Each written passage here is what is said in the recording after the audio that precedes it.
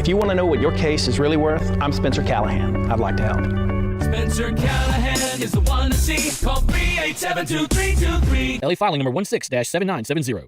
WNXX Jackson, KNXX Donaldsonville, and WDGL HD2 Baton Rouge. This hour brought by Spencer Callahan Injury Lawyers. LA 21-126. Now, the Hunt Palmer Show. A magic beyond anything you could ever imagine. You are now listening to the Hunt Palmer Show. Brought to you by Sagrera Farms on 104.5 ESPN Baton Rouge. Locking down the middle of the day. You really think that's the best idea? Live from the Raising Cane studio.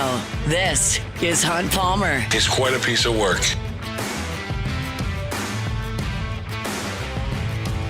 Welcome in! Hunt Palmer coming to you from the Raising Cane studio downtown in the capital city on this Thursday. That means we're brought to you by Sagrera Farms Premium Angus Beef.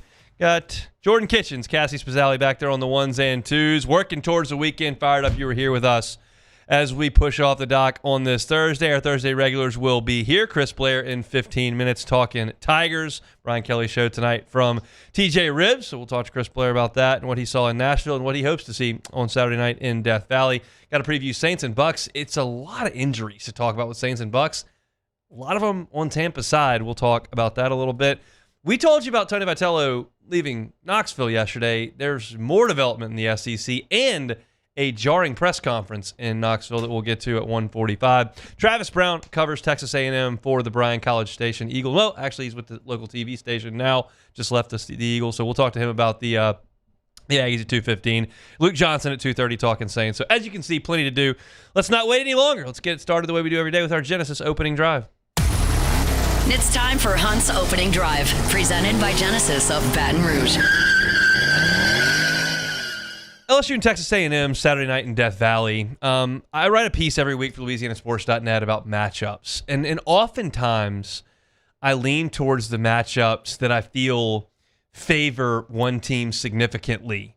Like in this case, like yesterday, I talked about LSU's offensive tackles against the really good rush-ins of Texas A&M, and I feel like that's one where you know who's got the advantage. It's a matter of how big is that advantage and how much can the team who's disadvantaged hold their own.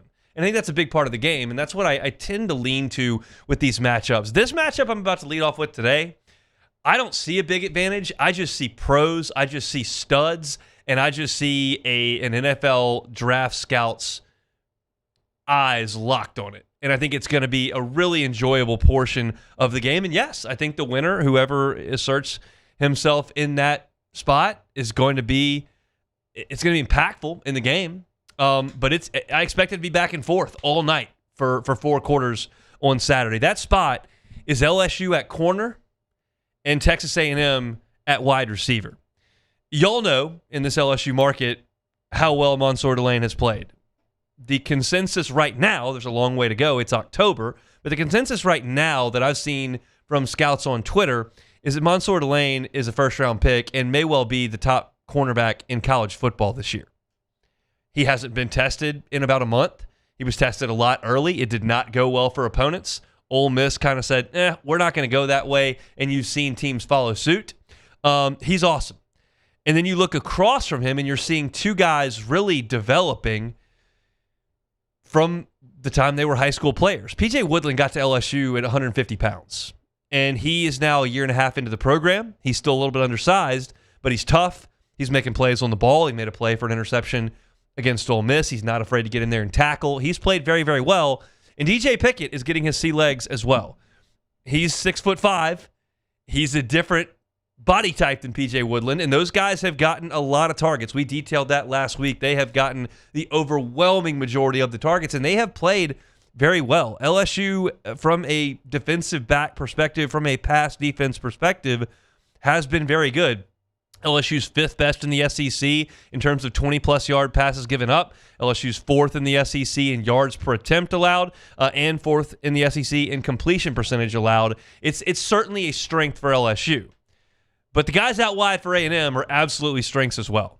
And they're portal guys that Mike Elko and Colin Klein identified, and they have been absolute hits. They went and got KC Concepcion from North Carolina State, one of the most sought-after wide receivers in the transfer portal. They went and got Mario Craver from Mississippi State. These guys have been stars. Craver leads the SEC in receiving yards. He leads the SEC in yards per catch. He got a huge bump from that at Notre Dame when he took one over 80 yards for a touchdown, but it was a heck of a play when he did it. He caught it running down the left sideline, made two guys miss in a broken tackle situation, and his speed on tape is absolutely something to see. He is a home run hitter whenever he gets his hands on the ball. Concepcion is plenty fast, but he's quicker than he is fast. He gets into creases. He makes guys miss in space. He is a really good punt returner for Texas A&M, and he's second in the SEC in touchdown catches with 6 of them. So you look at Concepcion, you look at Craver. Those are the main two guys that A&M is trying to get the ball to.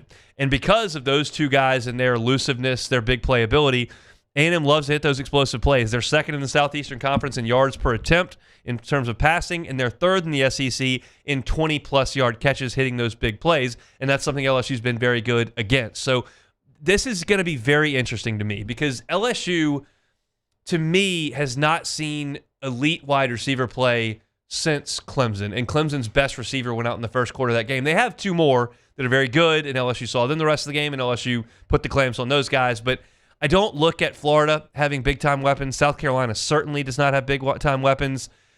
Vanderbilt used their tight ends. They didn't use the running backs. And you look at Ole Miss, and they've got some guys that can play on the outside, but nobody like Trey Harris at this point. So this is the biggest test LSU will have seen from a wide receiver perspective, but this is the biggest test that A&M will have seen from a DB perspective. Notre Dame has some guys that can play, but the Irish haven't been as good on defense this year as they were last year. So what I'm curious in is because A&M does have a lot of confidence in Concepcion and Craver, it stands to reason one of those guys is going to be standing across from Mansour Delane on every snap.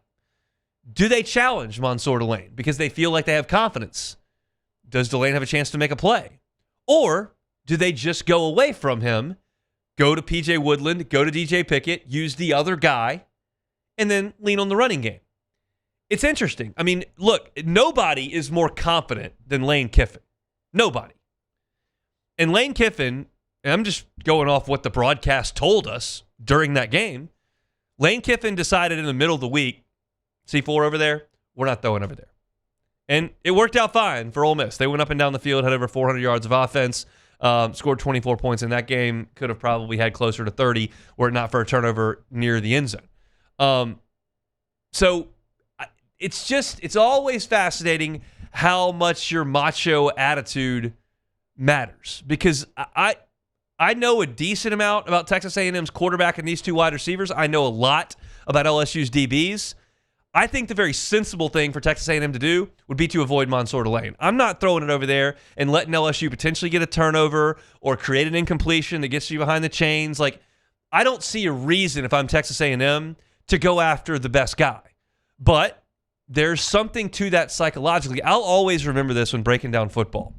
I can't vouch for this story, but it did come out later on in interviews, so I'm going to go with it. I don't think it was made up years down the road.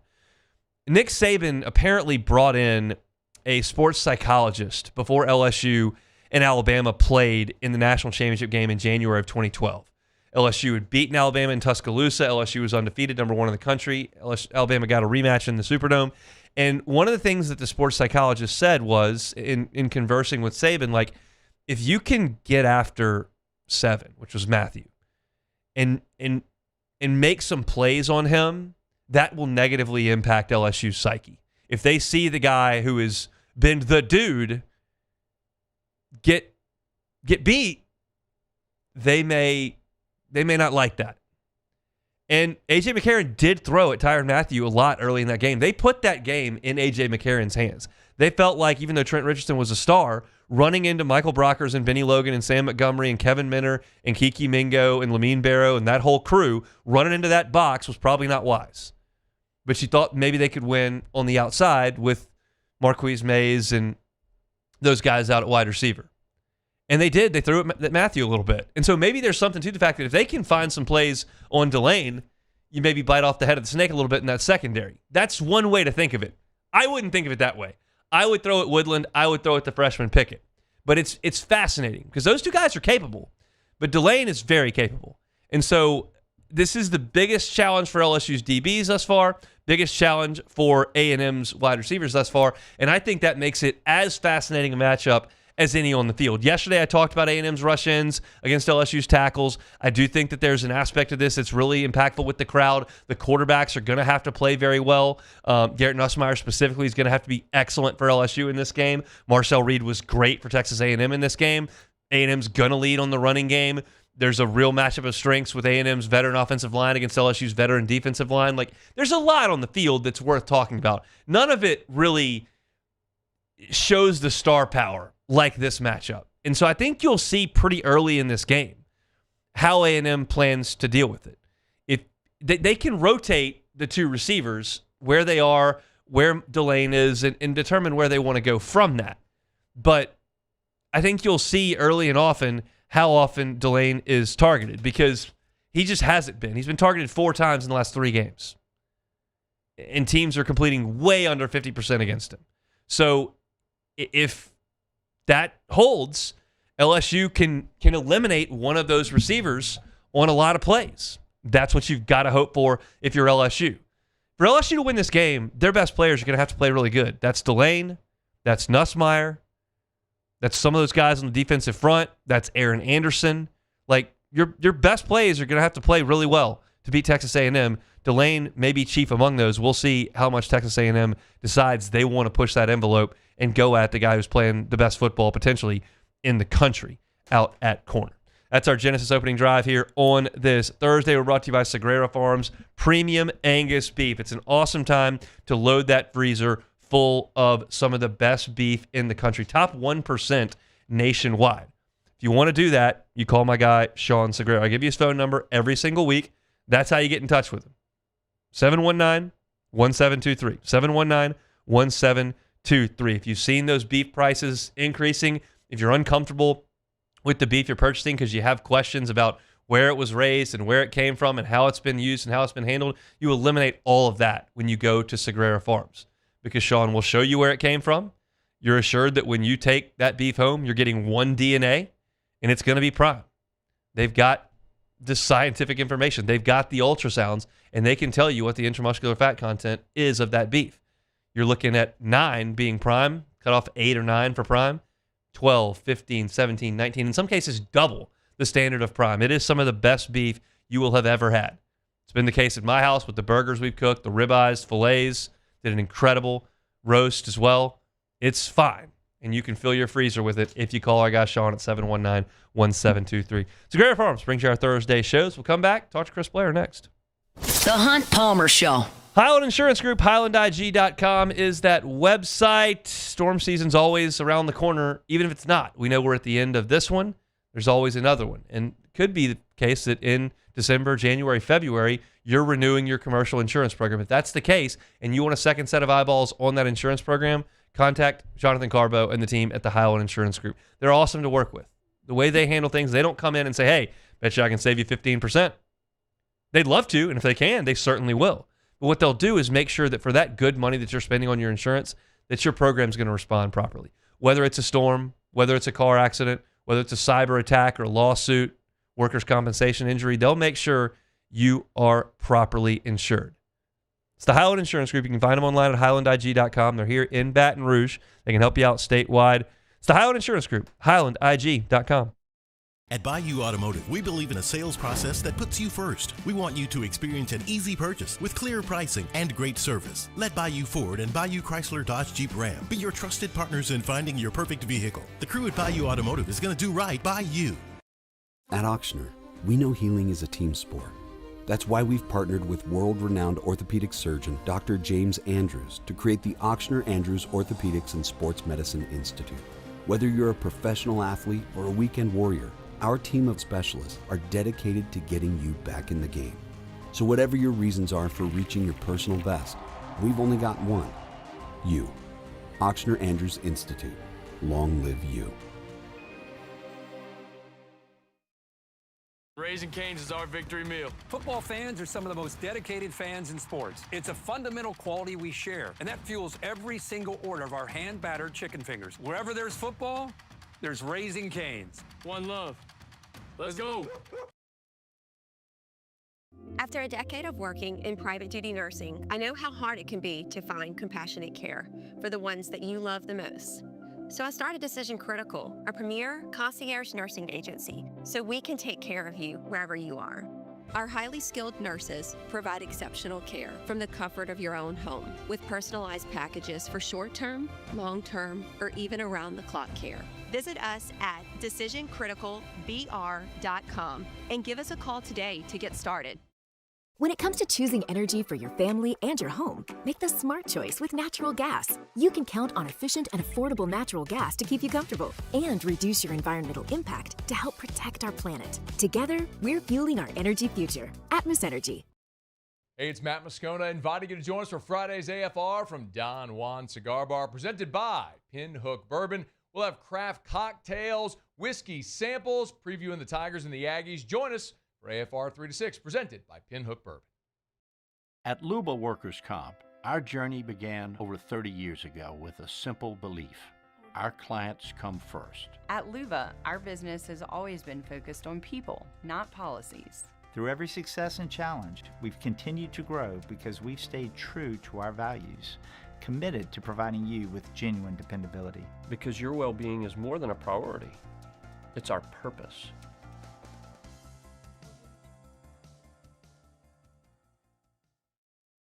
Family owned and community driven. Service Chevrolet Cadillac, a legacy you can trust since 1972.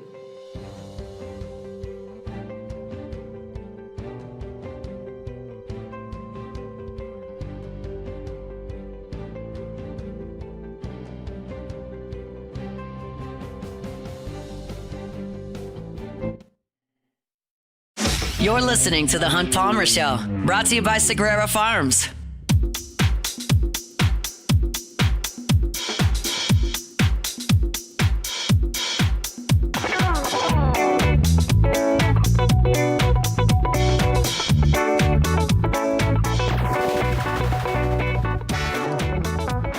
Coach Brian Kelly Show tonight, 7 o'clock from TJ Ribs, getting you ready for LSU and Texas A&M, a Saturday night in Death Valley. Catch that on our sister station, Eagle 98.1, or the LSU Sports Radio Network affiliate in your area. Chris Blair, the voice of the Tigers, will be there. He's with us now on the Jim's Firearms hotline. Jim, that would be the JimsFirearms.net hotline. You would be Chris. How are you? I'm good, man. I've been called a lot worse. Whatever you want.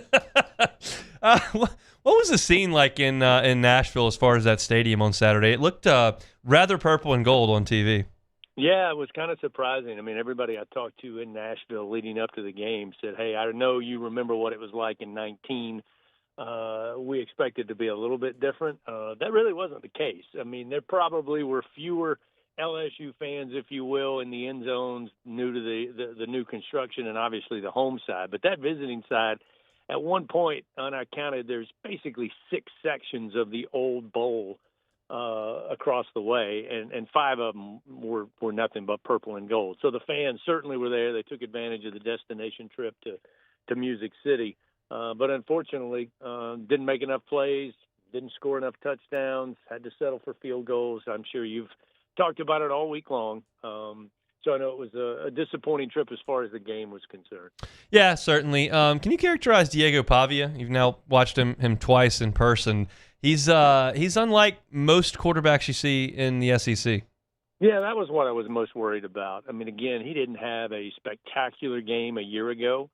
And again, you know, there's going to be games where he makes these incredible plays. I compared him, I don't know if I mentioned it to you, but I compared him at times to a much smaller, much slimmer Jared Lorenzen, in the sense that Jared didn't run around, but you never knew. He never gave up on the play, and you never knew what was going to happen. And to me, Pavia, and we'll see what, you know, Marcel Reed looks like on Saturday, but when you look at dual threat quarterbacks, especially in the SEC, Pavia to me has the biggest X factor. And we saw it on display. You know, there were times where it looked like we were in a position to bring him down for a loss. Obviously, we got home once on that 4th down and 1. That was kind of a head-scratcher as far as what they were trying to do offensively. But, you know, unlike Lenore Sellers, unlike Cade Klubnik, when you put those guys in dual-threat quarterback, I mean, Pavia is looking to make a play. And he will dance, spin, run around, go side to side, sideline to sideline, and not necessarily looking to run. Of course, he was successful with the middle of the field wide open on a couple of occasions.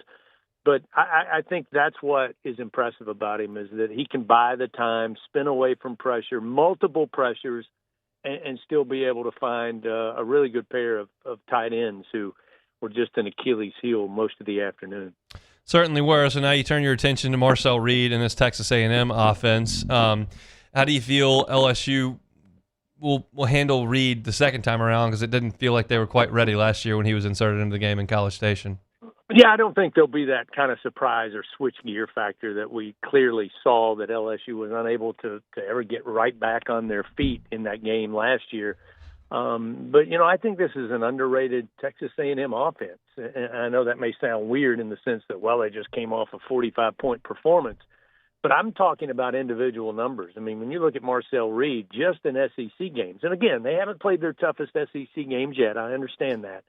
But in 4 SEC games, I mean, his numbers are in the top half in virtually every key statistic for a quarterback, from completion percentage to yards per completion to his balance of rushing touchdowns to passing touchdowns and his limited throwing of interceptions. And again, you just don't hear Marcel Reed's name when you listen to the national talking heads the way you have many other quarterbacks. And the fact that I think they've got a tandem of wide receivers who are certainly unsung in what they've been able to do so far, including Concepcion. I mean, those guys are averaging 11, 12, 13 yards per catch. And again, the calling card for Texas A&M has always been, or at least under Mike Elko these 2 seasons, has been the ability to run the football. Well, they got that too, both with Marcel Reed and Reuben Owens, who's kind of taken over for Le'Veon Moss, who I swear to goodness he had to be on that team with Johnny Manziel. I mean, he has been at Texas A&M forever. But he's out and not expected to play. But Owens has done a very good job. So I look at this offense, and again, maybe it's because it's not as flashy. Maybe it's because they don't make the SportsCenter top 10 every weekend with these crazy plays. But when you look at the numbers, there's not a whole lot of weaknesses in their offensive game. I mean, you look at the win over Auburn, their offense wasn't clicking, and their defense carried the day for a 16-10 win. Then you get in a shootout where they basically answered Arkansas score for score outside of one. I think it was either 5 or 6 or 6 of 7. They answered scores and outscored Arkansas 45-42. So they found a way to win games just about every way possible, at least through the first 7-8 weeks of the season. Yeah, it's been impressive to watch them be as versatile as they have been. I'm curious what you think about A&M's run game against LSU's run defense. The numbers look bad against Vanderbilt, and Vanderbilt hit a couple plays late in that game. But I felt like watching it, LSU did a good job against the traditional run, handing off to the running backs. Pavia got loose a little bit, but then they may have worn down a little bit late. Like, how do you feel LSU's run defense will match up, especially if they can get Bernard Gooden back? Yeah, I mean, I think 3/4 of the game, you're pretty accurate. I mean, from the traditional running back standpoint, I thought LSU did a good job. In fact, in the first half, I was impressed when we went to halftime that, again, outside of Pavia scrambling and doing what he does, I mean, just to hand the football off, they were pretty locked in on not allowing a lot of yards on the ground. When I look at this A&M team, the biggest concern I have is the Maroon Goons, as they're affectionately known there at College Station. I mean, this is a hulking offensive line. They don't give up a lot of sacks. They don't give up a lot of tackles for loss. To me, that's where the challenge is going to come, whether it's Reed or Owens or any other running back. Are they going to be able to disrupt things with an offensive line that I think averages 317 across the front? These are some big guys, and they've been very effective, and they've got hundreds of snaps in FBS football. So it's a veteran group, it's a big group, and it's a physical group. To me, that run game defense is going to be the biggest concern. And then obviously you're without, hopefully you get Gooden back. Hopefully by some miracle, Whit Weeks is able to go. But if he's not, I mean, you're talking about two important pieces that have been very good and have helped this defense overall do well against running attacks. And then I go back to the second half of the LSU game. There just looked like at times not only were you missing Whit Weeks from his talent standpoint, but you were missing him from a leadership standpoint. The green dot, getting everybody set, making sure the fits are right pre-snap. There looked to be, I won't say confusion because I know a lot of people immediately go back to the last 2 years. I'm not talking about that. But there were times where it looked like we weren't quite at the right point pre-snap, which took off our angles, which allowed them to get some of those big plays that ultimately cost LSU the game. Voice of the Tigers, Chris Blair, is with us talking LSU football. Offensively, they have moved the ball for the last 2 games. There's no doubt. Red zone struggles, as you mentioned at the top. But are you taking any sort of positive that, hey, they're moving it down the field? Well, at this point, you got to be able to put both of those things together. Yeah. And it's week 8 of the season. So, is there a chance? I mean, do you lose all hope in the sense that, well, we haven't seen it a lot this year against really good opponents to be able to run up and down the field, move the chains, sustain drives, or again, you can't score inside the 20, whether it's the red zone, the white zone, or the blue zone. Does that mean that can happen at one given night? No, absolutely. We've seen samples of both. But the key is you got to put both of those together. The third down efficiency. I mean, this is an A&M team, by the way. I had to go to 3 sources to make sure there wasn't a misprint. 14% conversion rate in the SEC for their opponents on third down. Yeah. That's impressive. And they're second in the country along with being first in the SEC. And when I say first, number 2 is way down the line as far as percentage is concerned. So, the challenge is going to be to put those long drives together. But ultimately, you got to put it in the end zone. I mean, Damian Ramos, he's 5 points shy of setting the all-time scoring record for a kicker at LSU. But he needs to get 5 of those by point afters on Saturday. I would tend to agree with that. How do you expect LSU emotionally to play on Saturday? It's a weird spot that I don't think anybody expected them to be in once you had started off 4-0. Well, I think there's a lot of stock in the fact that following losses under Coach Brian Kelly, LSU is 6-1 when returning to Tiger Stadium. They're 19-1 under Coach Kelly at night at Tiger Stadium. I think you got to lean into all of that. I think you got to talk about that. I believe you got to talk about what that means, and that's a pride standpoint, and that's for the 3 letters on the front and for the letters on the back.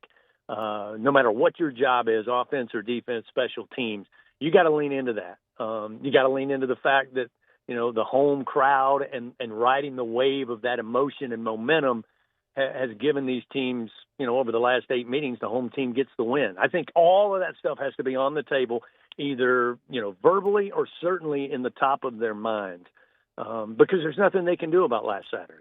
There's nothing they can do against the inability to get off the field on third down and stay on the field on third down in Oxford against Ole Miss. That's ancient history as far as we're concerned. It comes down to taking on Texas A&M, and there's a lot of things that are in your favor, not the biggest of which playing at home with a 6:49 kickoff at Tiger Stadium. Take advantage of all of that. That's the emotion you need to fall towards.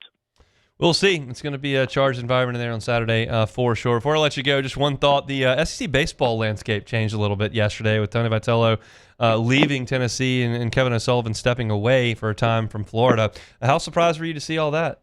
Yeah, I was pretty surprised. I mean, obviously last week we got word that there were conversations and, that Tony V may be wanting to scratch that itch of Major League Baseball. I'd take away from it a little bigger is I was shocked, again, after it was reported and then we go 4 or 5 days and it's not official and then suddenly it is. I thought that was a great window for Tennessee to be able to keep that momentum that he's been able to build there.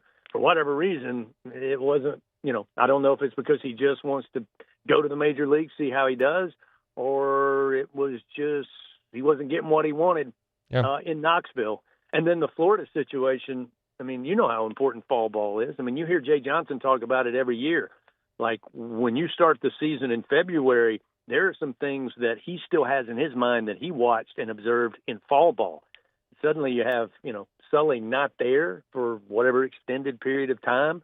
It'll be interesting to see, how that affects if he comes back, when he comes back, how that sets them back a couple of weeks to start the season. So, it certainly was not what I was expecting to see, especially both of those announcements coming out in one day. But, hey, SEC baseball just means more, right? It certainly does. 2 national championship coaches stepping away, one permanently, one for the time being. Chris, we appreciate it. We'll be listening tonight, 7 o'clock from TJ Ribs.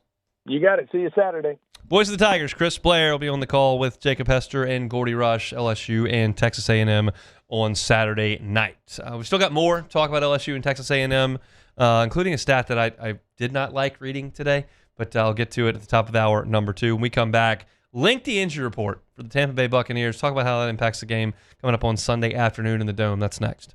The Hunt Palmer Show. Swing Easy Golf Club in Baton Rouge. SwingEasyGCBR.com. Great place to hang out, to enjoy some friends, to hit some golf shots, enjoy a cold beer or 3, maybe a seltzer, glass of wine, comfortable seating, TV on the wall.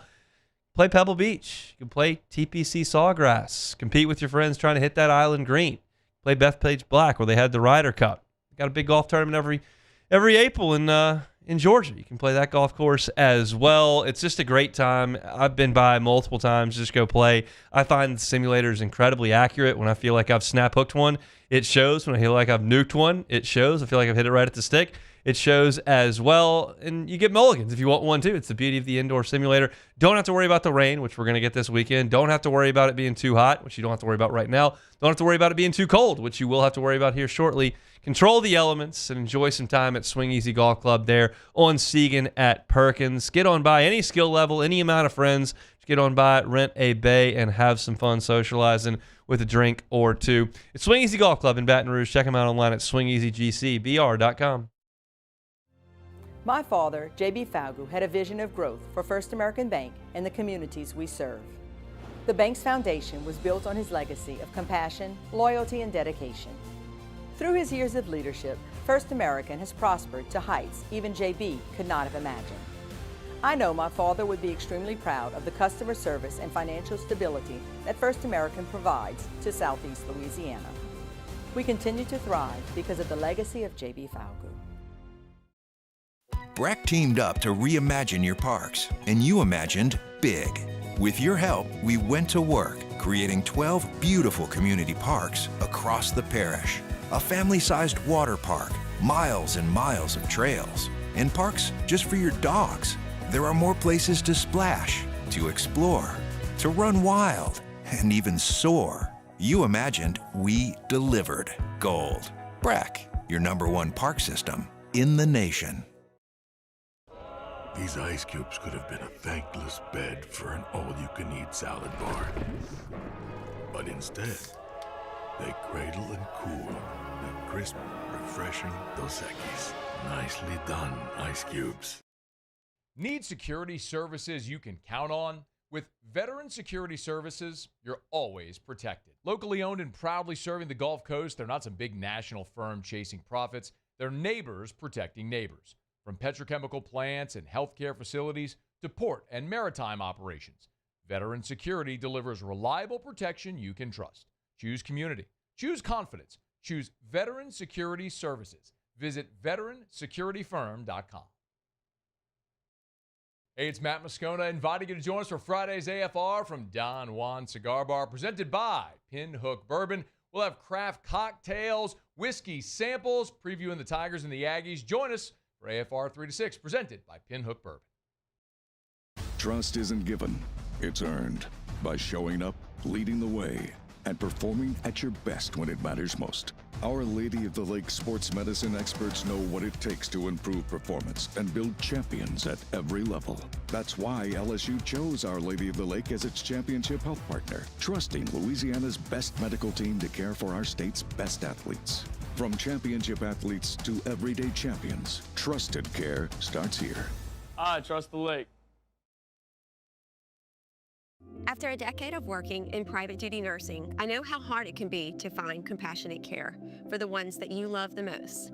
So I started Decision Critical, a premier concierge nursing agency, so we can take care of you wherever you are. Our highly skilled nurses provide exceptional care from the comfort of your own home with personalized packages for short-term, long-term, or even around-the-clock care. This is the Hunt Palmer Show, brought to you by Sagrera Farms.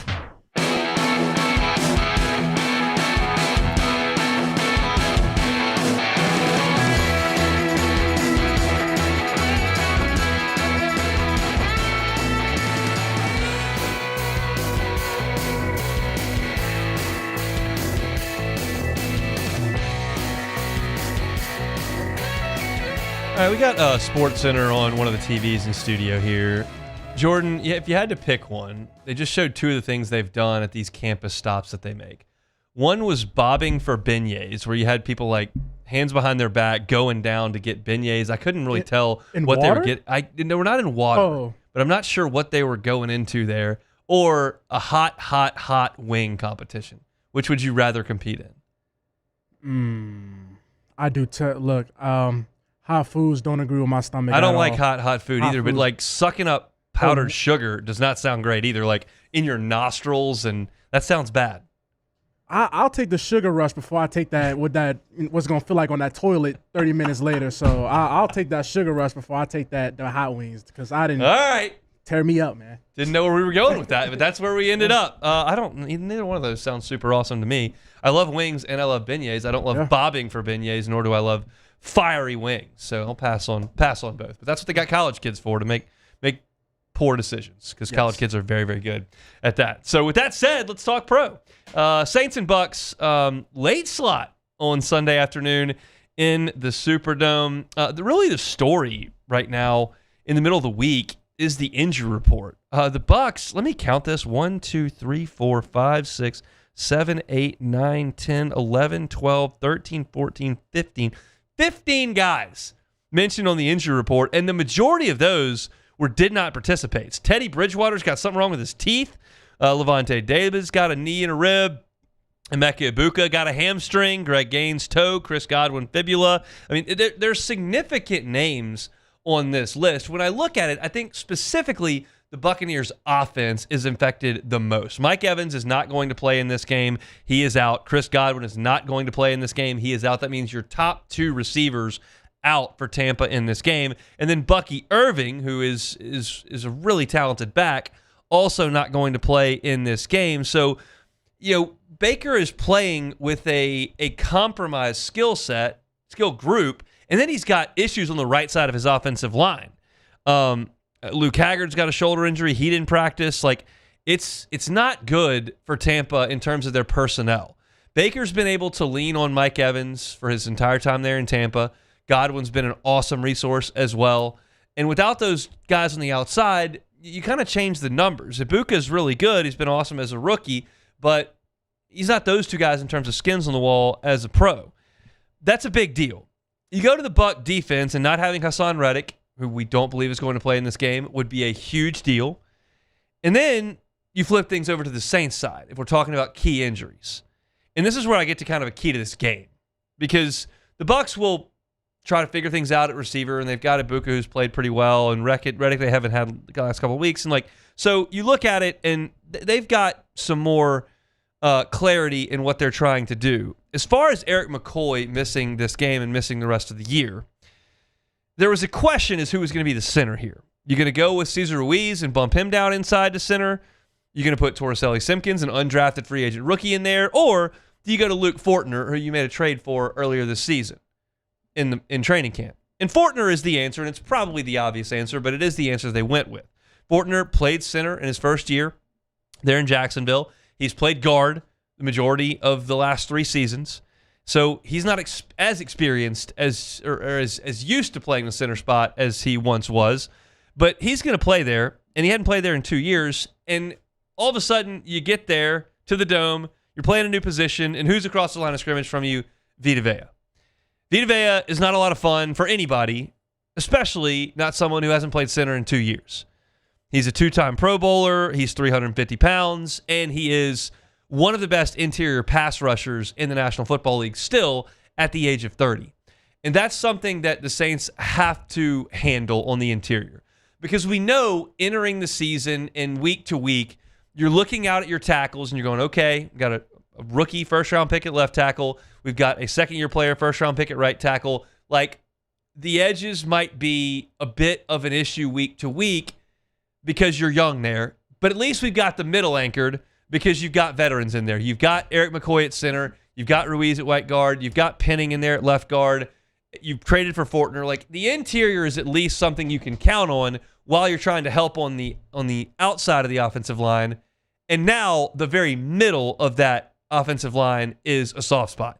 And if Vita Vea is able to win consistently on the interior and get Spencer Rattler off his spot and then you've got these tackles out on an island with the quarterback who's trying to move around, that could just be a disaster for New Orleans. So what has to be paramount for this offense entering this game is handling your injury to Eric McCoy at center. I think the Saints defense is in a better spot than we thought because of all those injuries to the Bucs on the offensive side of the football. The Saints offense, that injury is a bigger deal, I think. So that is key number one for me in this game. Now we move back to the Bucs and their injuries and what that's going to mean for Baker Mayfield, who had a heck of a time trying to get things going against Detroit. And that's a better Detroit group defensively, personnel-wise, than the Saints by a pretty long shot. But if the Saints can get Chase Young back, and he was on the injury report on Wednesday, and we'll see how that moves forward Thursday, Friday. But if they can get Chase Young back, who's clearly their best pass rusher, and they can get Carl Granderson back in the backfield, and they can get some pressure on Mayfield with a lack of weapons on the outside, I like the Saints defensively in this game.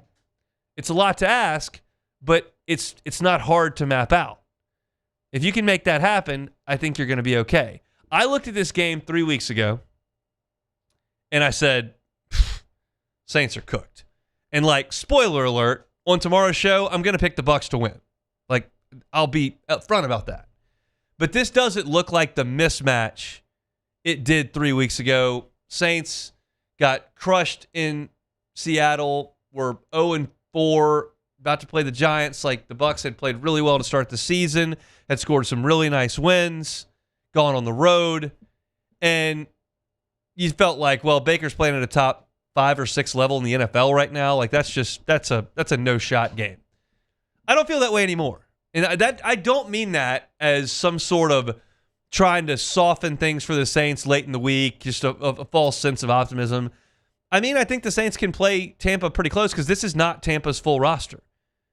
They're missing lead back, top 2 wide receivers, best edge rusher, Reddick. They got crushed last week in Detroit. Like, it's just not the same team. And we've lived this story for 3 years with the Saints. The Saints, I think, had a functional, some might even say playoff roster 2 years ago, but they just got wiped out by injuries. And I don't think the Saints were necessarily a playoff team last year, but the first 2 weeks were really good, and then everybody got hurt. And right now, the Bucs are going to get some of these guys back, but they're really hurt.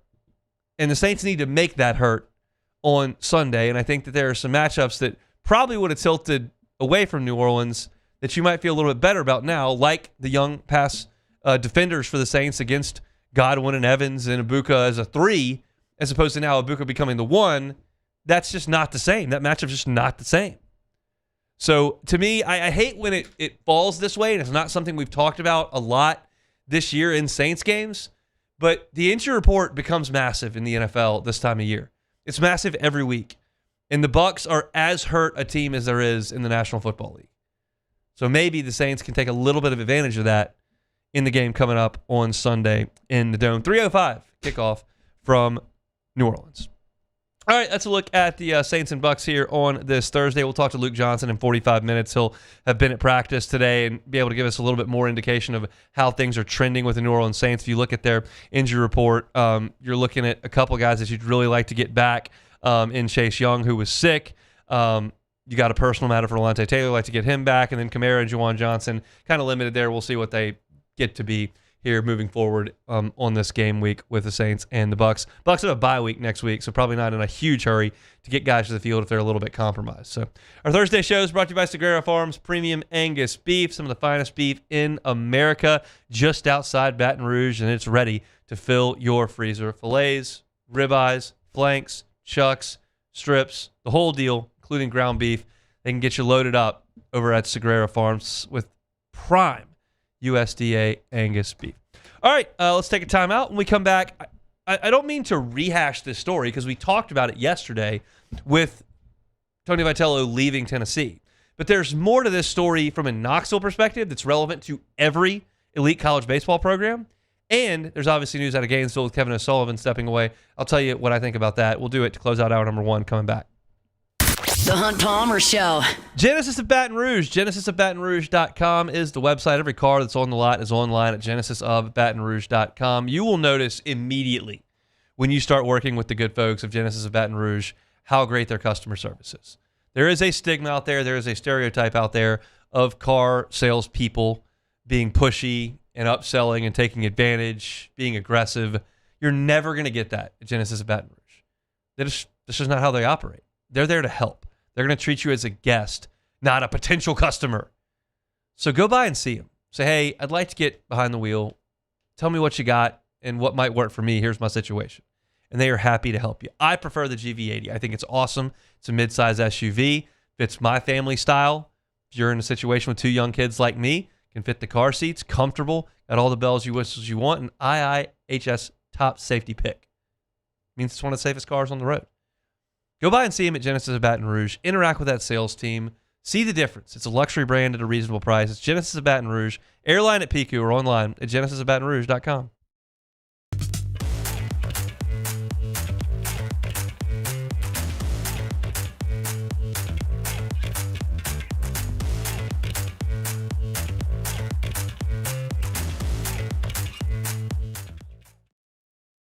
When it comes to pipe fabrication, time is money.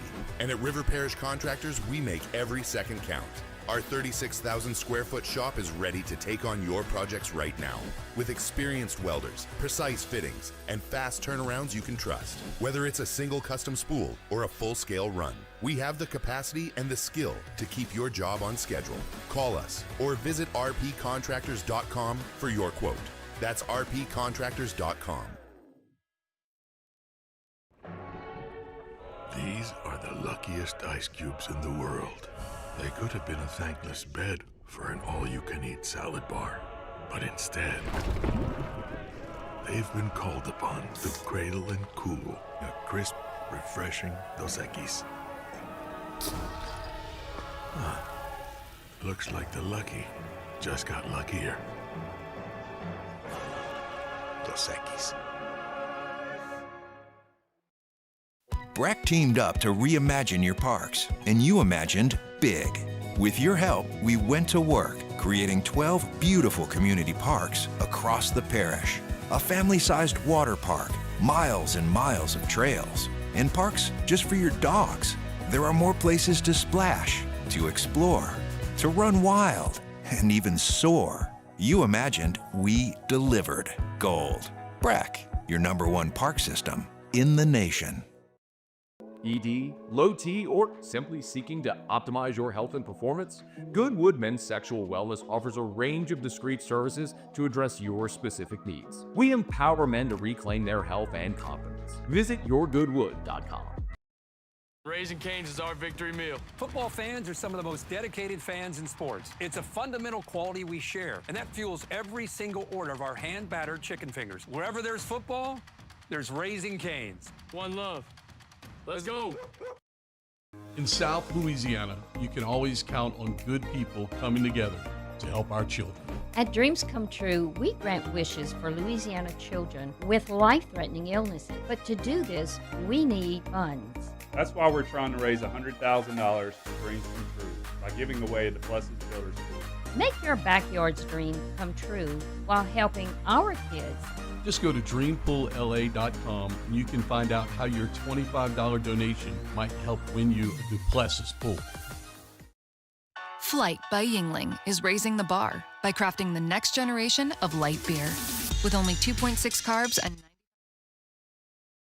You're listening to The Hunt Palmer Show, brought to you by Sagrera Farms.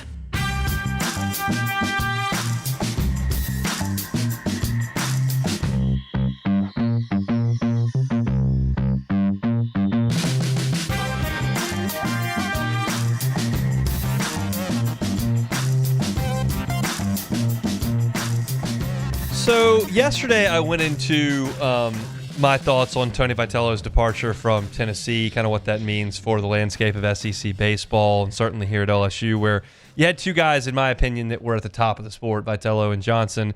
Jay Johnson still here in Baton Rouge. Tony Vitello is gone. I just don't see Tim Corbin in that category right now. I don't see Kevin O'Sullivan in that category right now. I don't see Jim Schlossnagle in that category right now.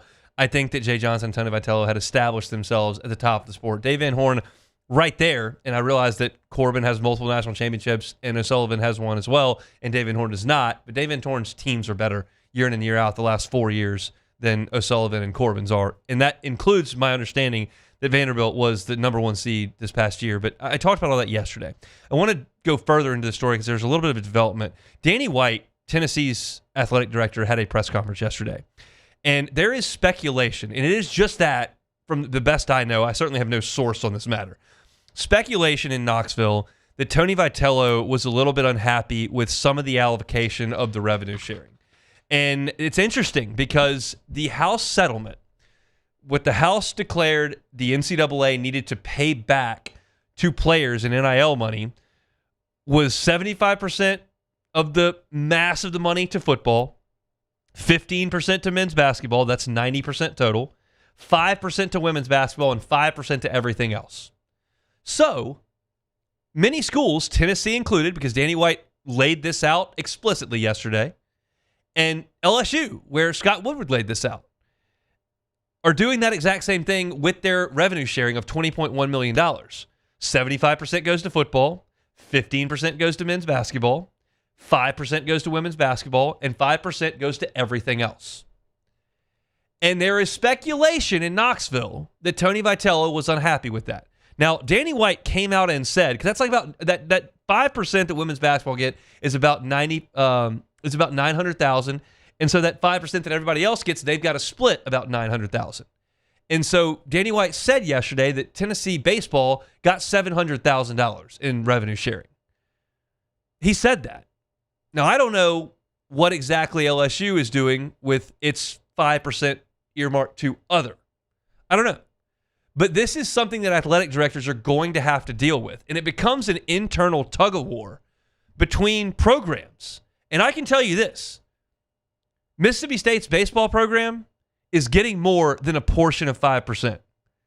Coastal Carolina is way out of line with 75% going to football and a portion of 5% going to baseball because they know what they can compete in. Mississippi State knows that if it sinks what everybody else is sinking in revenue sharing into football, they're going to struggle to keep up with everybody in the SEC. But if they divert some of it to baseball with that Taj Mahal Stadium and a new coach, they can field a really good roster.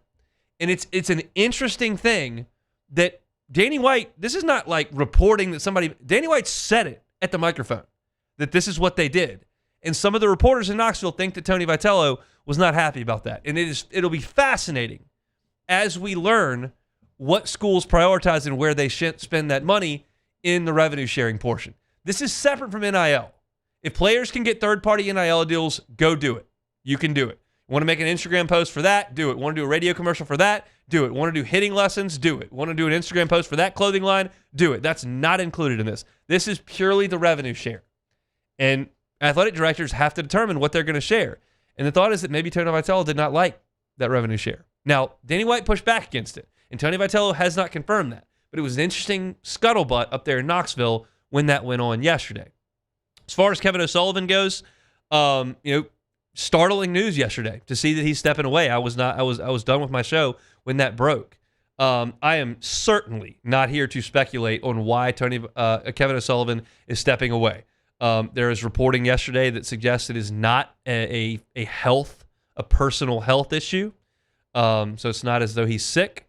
And beyond that, I'm not going to speculate. But for it to be significant enough that Florida is announcing he will step away, and for them to go through with their fall baseball without their head coach, who's kind of a legend there, it's noteworthy. And we'll see if Kevin O'Sullivan comes back and coaches this spring. That's certainly what you would infer from a temporary leave of absence, but you just never know. And it does start to shape the conversation of the SEC's baseball landscape, because while I think that Tony Vitello and Jay Johnson ruled that roost, and I think that Dave Van Horn's right behind them, certainly Tim Corbin, Kevin O'Sullivan, legends right there. You got Wes Johnson, who is winning a lot of games at Georgia. You got Mike Bianco, who's an institution where he is. Jim Schlossnagle had a really nice first year at Texas.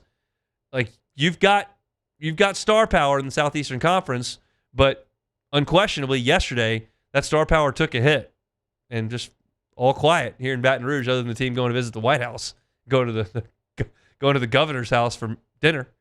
Been pretty quiet in Baton Rouge. So those Tigers will scrimmage at 4:30 today. If you'd like to go see those guys play a little bit, you can go to the box at 4:30 today. But it's been a huge day in Southeastern Conference as far as two of the iconic names in the sport stepping away from their program, one permanently, one indefinitely.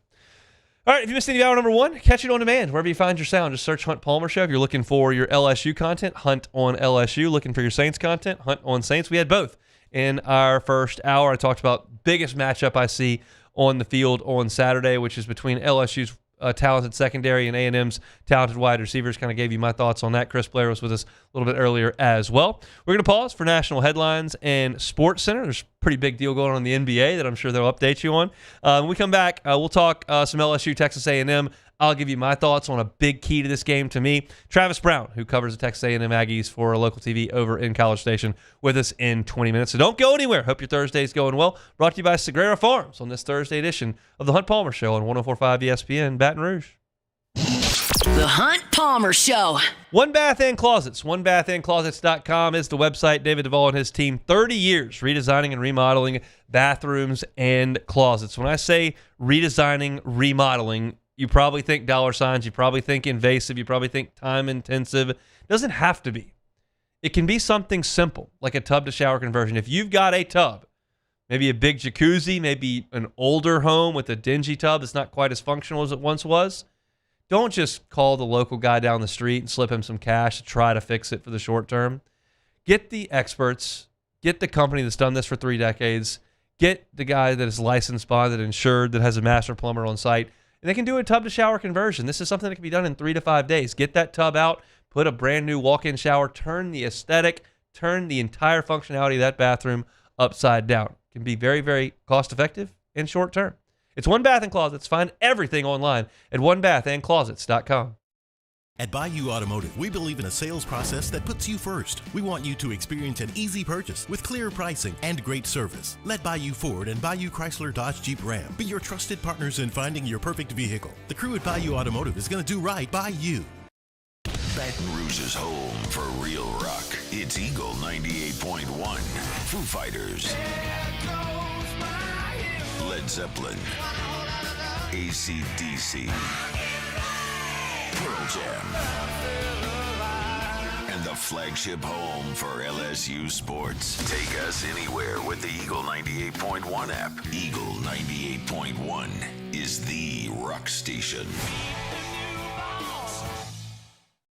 Today, we are shaping tomorrow. We are researching how extreme stress impacts the immune system, from trauma victims to athletes and even astronauts. Our work is leading the way in sepsis treatment, saving countless lives. We're unlocking the mind with music in exciting new ways. Our Lady of the Lake Health and LSU are improving the health of our state. That's the impact of champions.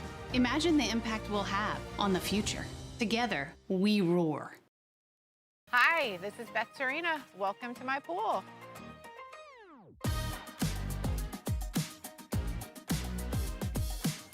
The first time I saw this beautiful pool, it exceeded every expectation that I had. They were able to get everything we wanted in this pool. It is a beautiful pool. We live out here, we eat out here, we watch TV out here. This is like our living room outside. We love this pool and everything about it. When we decided to build our pool, we called a great friend who is one of the best pool builders in the country in North Louisiana, and we said, who would you choose to build a pool in Baton Rouge?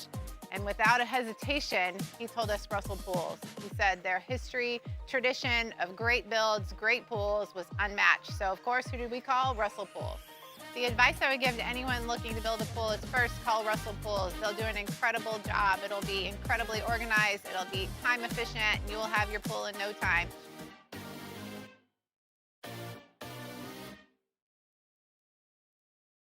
At Ochsner, we know healing is a team sport. That's why we've partnered with world-renowned orthopedic surgeon Dr. James Andrews to create the Ochsner Andrews Orthopedics and Sports Medicine Institute. Whether you're a professional athlete or a weekend warrior, our team of specialists are dedicated to getting you back in the game. So whatever your reasons are for reaching your personal best, we've only got one. You. Ochsner Andrews Institute. Long live you. Raising Cane's is our victory meal. Football fans are some of the most dedicated fans in sports. It's a fundamental quality we share, and that fuels every single order of our hand-battered chicken fingers. Wherever there's football, there's Raising Cane's. One love. Let's go.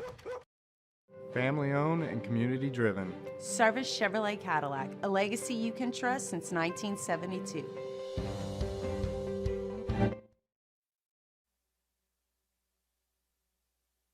This is SportsCenter.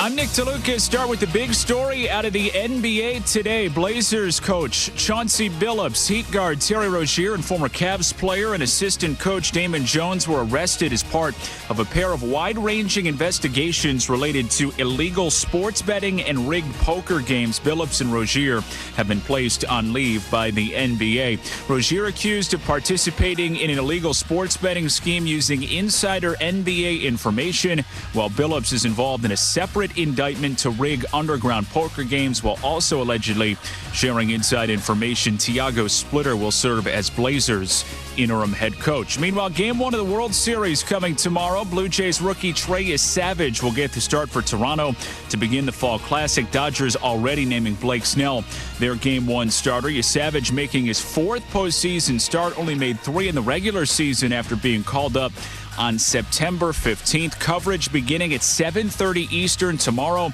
on ESPN Radio and the ESPN app.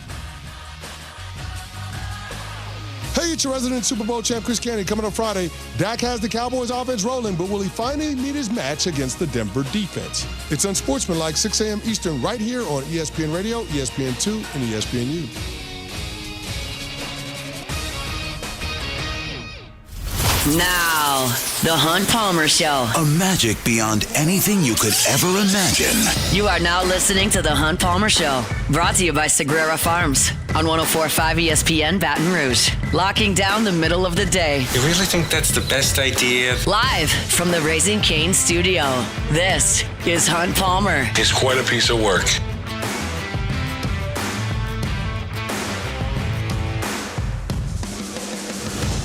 Hour 2, Tuesday edition. I do that all the time with the days of the week that start with Thursday. It does matter. Yeah. I don't want it to be Tuesday. Oh, I'm good with Thursday. Thursday edition of the Hunt Palmer Show, brought to you by Sagrera Farms Premium Angus Beef.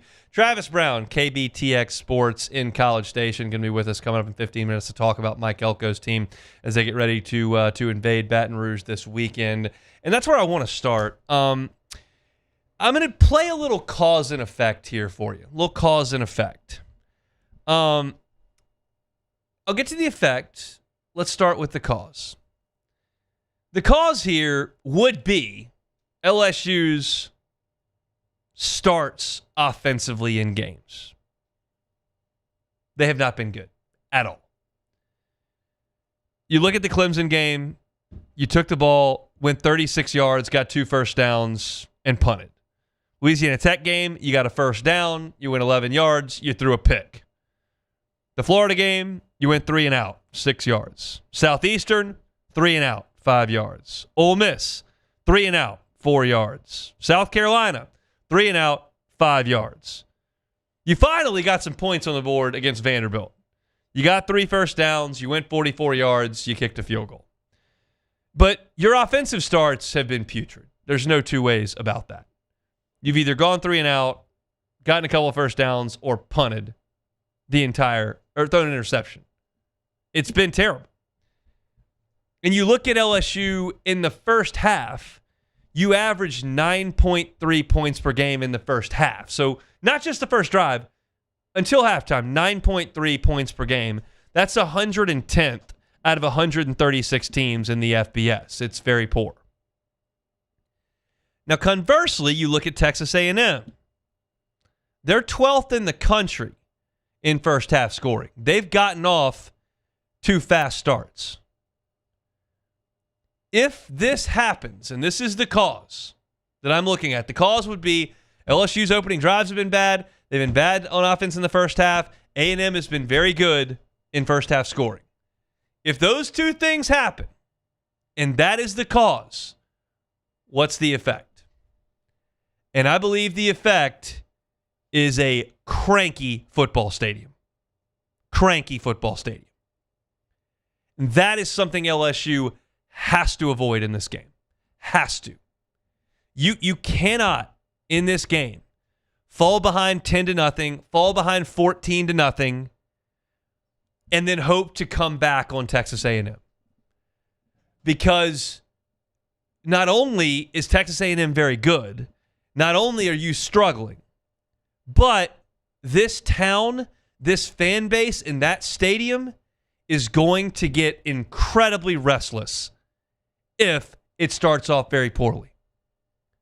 And this is an assumption. That is not an assumption. That I am confident in. I can't know because it hasn't happened yet, but I'm confident in saying that. I got enough LSU people in my ecosystem, whether that's at work, on Twitter, in my friend group, in my family, on message boards. Like, I got enough LSU in my world to know what this fan base feels like right now. It is cranky. It is angry. It is bordering on apathetic. It is disappointed. It is disheartened. It is toxic in this ecosystem right now.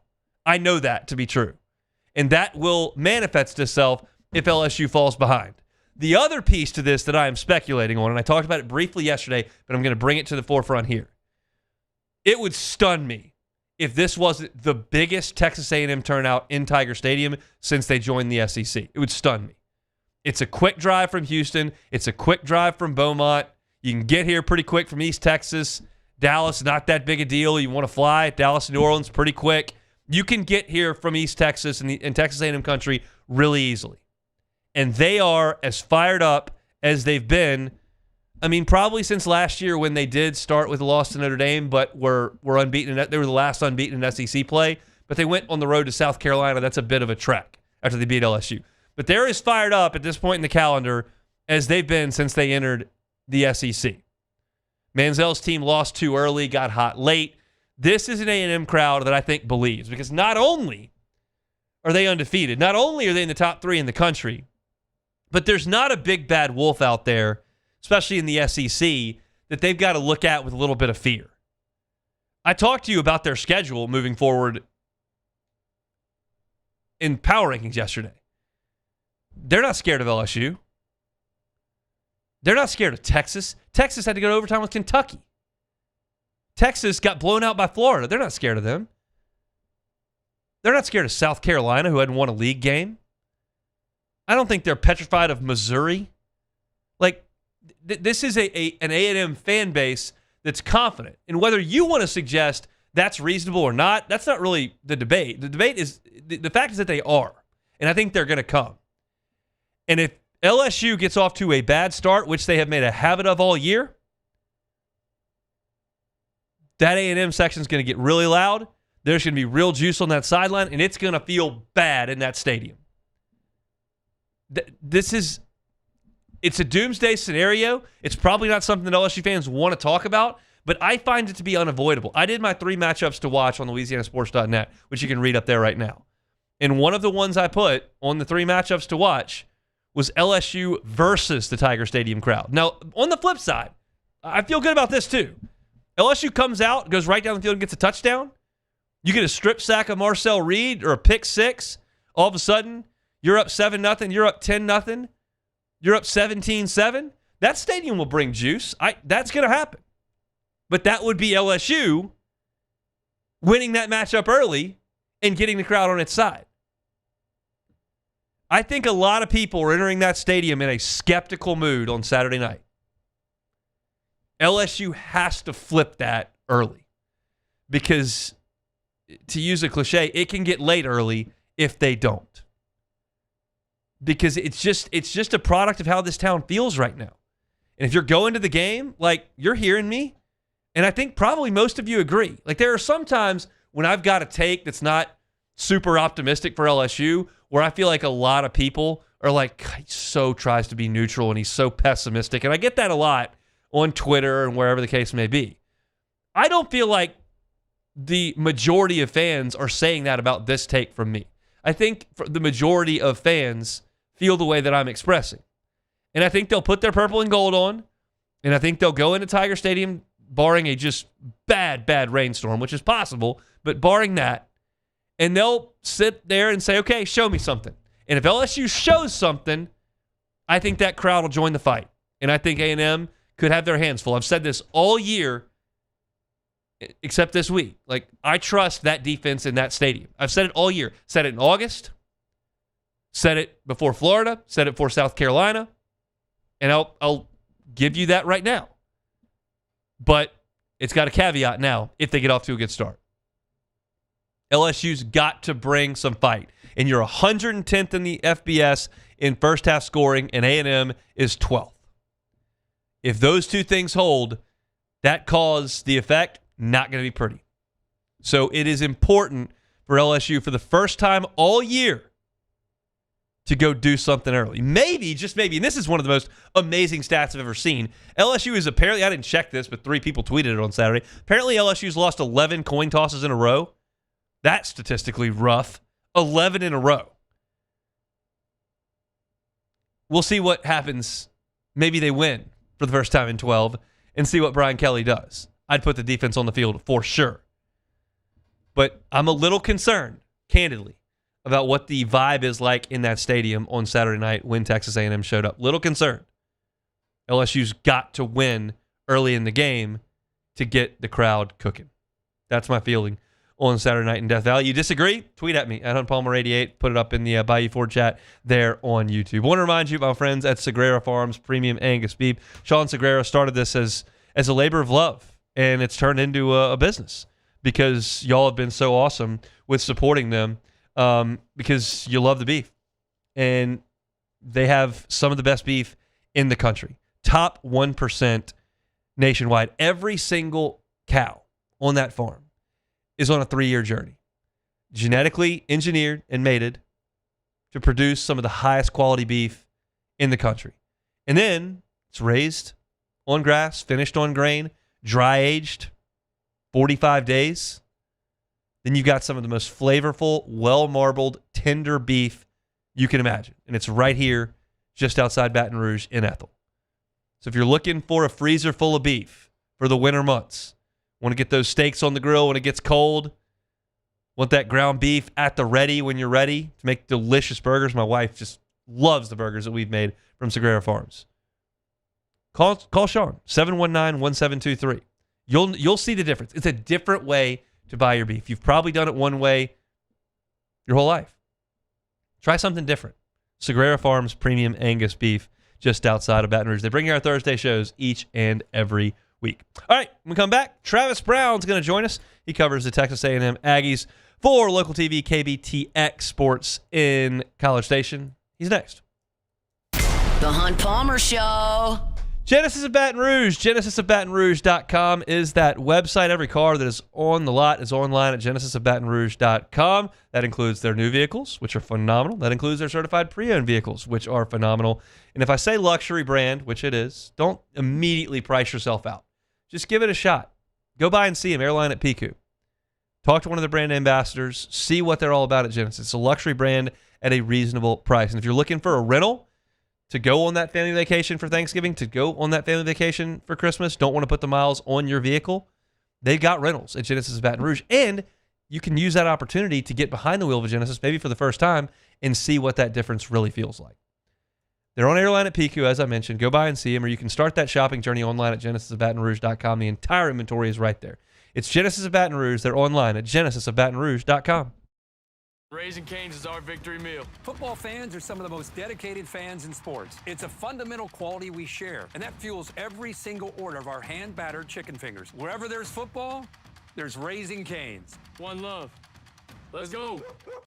When it comes to choosing energy for your family and your home, make the smart choice with natural gas. You can count on efficient and affordable natural gas to keep you comfortable and reduce your environmental impact to help protect our planet. Together, we're fueling our energy future. Atmos Energy. Flight by Yingling is raising the bar by crafting the next generation of light beer. With only 2.6 carbs and 95 calories, this is premium refreshment 6 generations in the making. Flight by Yingling. Raise the bar. Need security services you can count on? With Veteran Security Services, you're always protected. Locally owned and proudly serving the Gulf Coast, they're not some big national firm chasing profits. They're neighbors protecting neighbors. From petrochemical plants and healthcare facilities to port and maritime operations, Veteran Security delivers reliable protection you can trust. Choose community. Choose confidence. Choose Veteran Security Services. Visit veteransecurityfirm.com. While Louisiana politics can seem like they're from another planet, Moon Griffon isn't afraid to bring politicians back down to earth. Listen to the Moon Griffon Show weekday mornings at 9 on Talk 107.3. It's not just a game, it's a religion. You've got your team colors, team swag, and now your very own website. LouisianaSports.net. Everything LSU, Saints, and Pelicans. Sports on demand. In-depth coverage by sports writing pros with continuously updated news. And with the LouisianaSports.net newsletter, you get pinged directly with top trending stories. Best of all, now and always. No paywall. It's free. LouisianaSports.net. Powered by 104.5 ESPN Baton Rouge. Your home for Louisiana sports. We typically think of stress as being bad for us. At Our Lady of the Lake and LSU, we are researching how certain types of stress, such as exercise, can be good for our immune health. By studying people under extreme stress, such as athletes, astronauts, service members, and first responders, we're learning how to improve the immune health of everyone. That's the power of research. That's the impact of champions. Together, we roar. In South Louisiana, you can always count on good people coming together to help our children. At Dreams Come True, we grant wishes for Louisiana children with life-threatening illnesses. But to do this, we need funds. That's why we're trying to raise $100,000 for Dreams Come True by giving away the Blessed Children's School. Make your backyard's dream come true while helping our kids. Just go to Dreams. You're listening to The Hunt Palmer Show, brought to you by Sagrera Farms.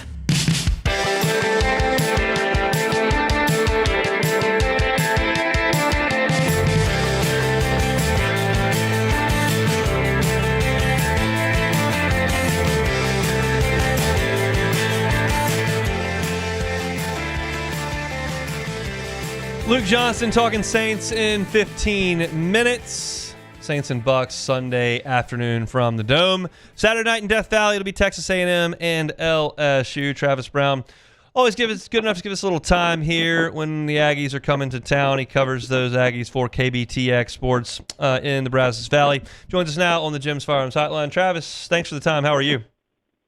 Hey, anytime. Doing well. Glad to hear it. I would imagine a lot of folks doing very well in Bryan College Station these days. What's the vibe like in Bryan College Station right now? Yeah, I think I've got to lean back on that. It feels a little bit like cautious optimism for the A&M fans down here because everything has gone well. They're 7-0 for the first time since 1994. They're ranked number 3 for the first time since 1995.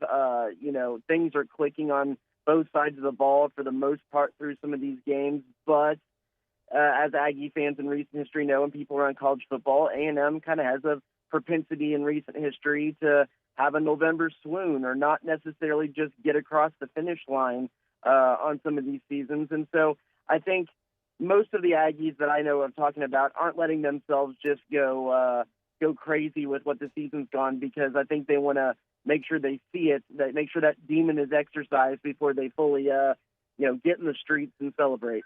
What do you make of their ability to win shootouts against Notre Dame and Arkansas, as well as kind of a rock fight against Auburn? Yeah, it's a really balanced team, and it's balanced on both sides of the ball. And the good thing about this A&M team is that when maybe one of the phases of the game hasn't necessarily had their best game, the other phase has been absolutely able to carry the game. Early in the season, the defense had some speed bumps. They didn't really struggle, just had some speed bumps, and the offense, especially the perimeter players, Mario Craver, Casey Concepcion, really carried the team to some victories early.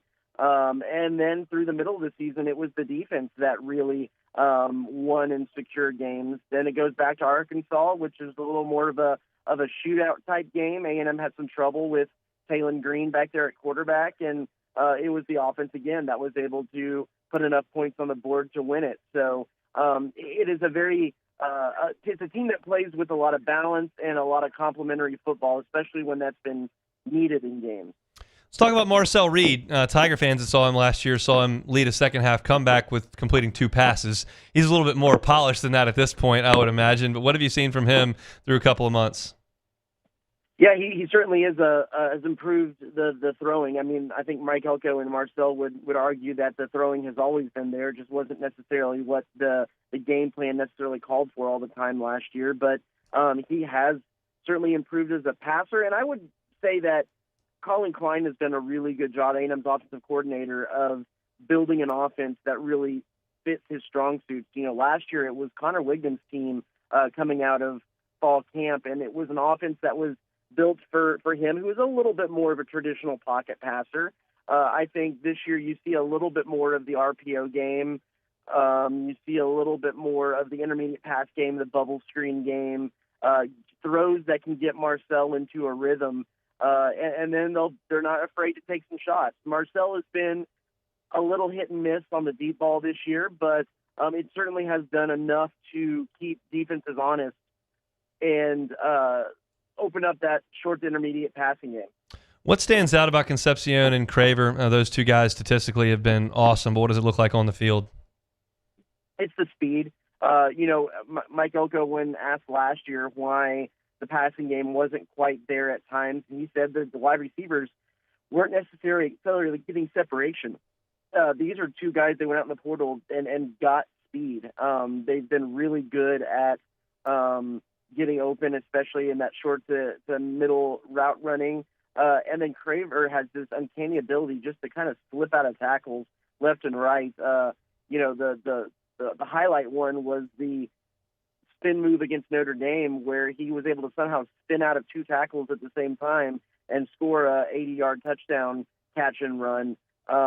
They're just really, really athletic. And I think Marcel Reed has been good, but I think those guys have really helped him be good this year as well.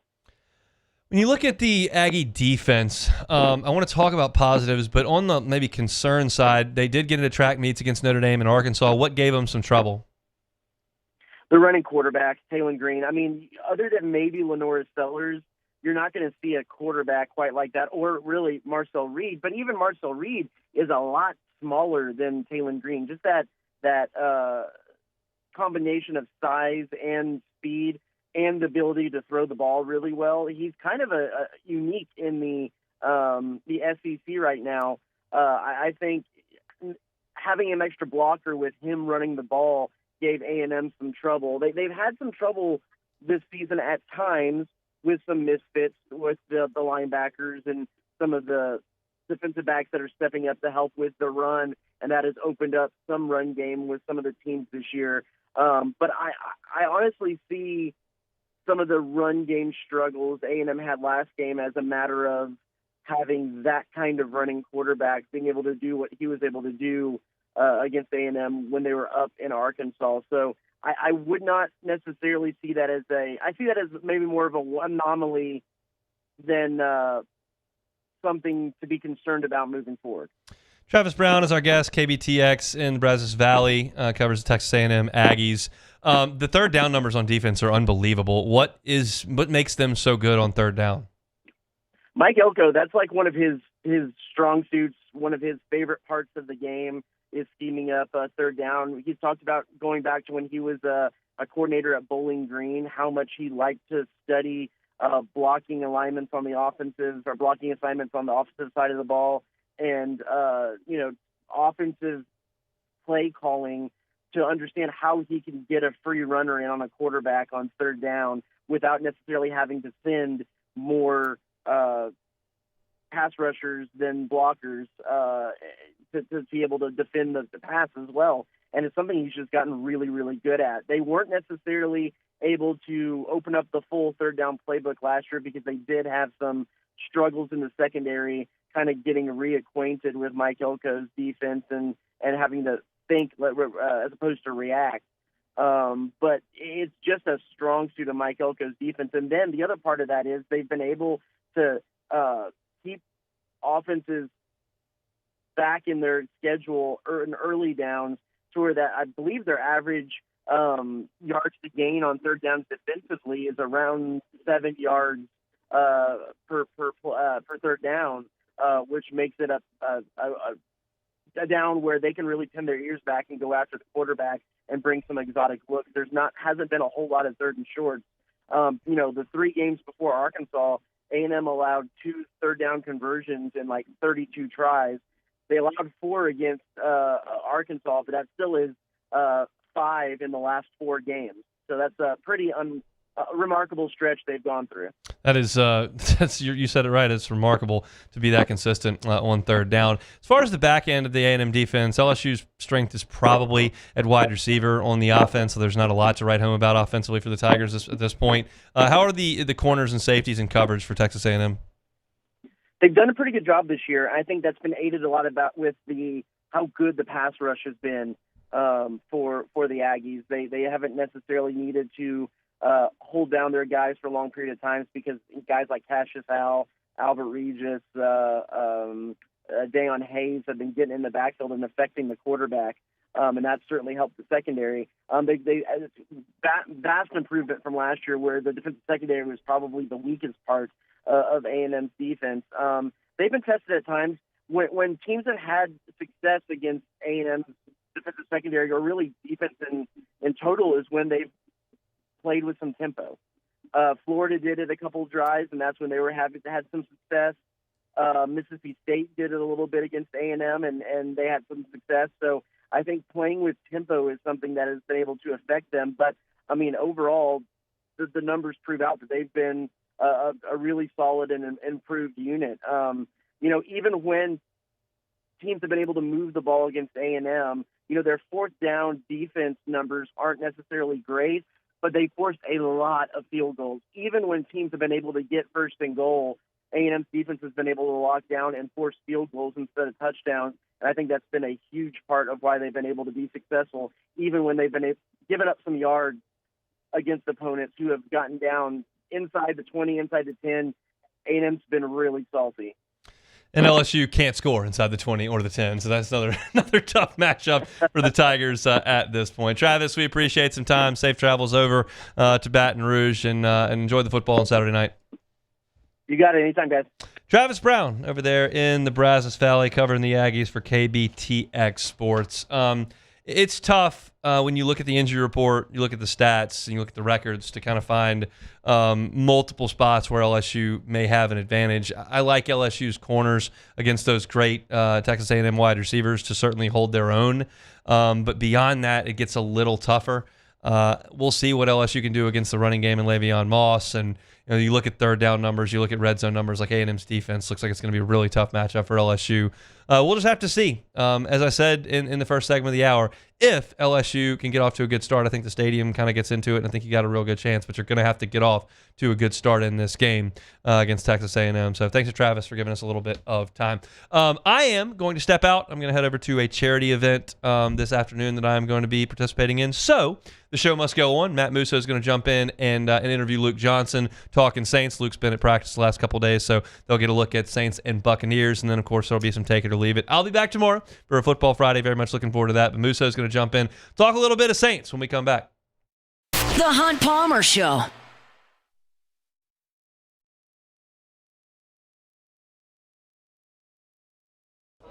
These ice cubes could have been a thankless bed for an all-you-can-eat salad bar. But instead, they cradle and cool the crisp, refreshing Dos Equis. Nicely done, ice cubes. When it comes to pipe fabrication, time is money. And at River Parish Contractors, we make every second count. Our 36,000 square foot shop is ready to take on your projects right now. With experienced welders, precise fittings, and fast turnarounds you can trust. Whether it's a single custom spool or a full-scale run, we have the capacity and the skill to keep your job on schedule. Call us or visit rpcontractors.com for your quote. That's rpcontractors.com.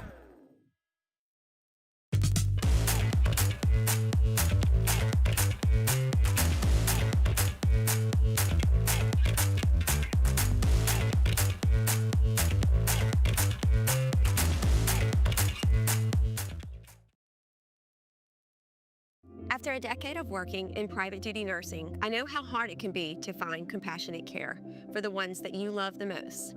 So I started Decision Critical, a premier concierge nursing agency, so we can take care of you wherever you are. Our highly skilled nurses provide exceptional care from the comfort of your own home with personalized packages for short-term, long-term, or even around-the-clock care. Visit us at decisioncriticalbr.com and give us a call today to get started. Man, age is just a number. Don't let it dictate how you feel. Goodwood Men's Sexual Wellness has anti-aging services that can help you look and feel your best. Visit yourgoodwood.com and discover a renewed sense of vitality.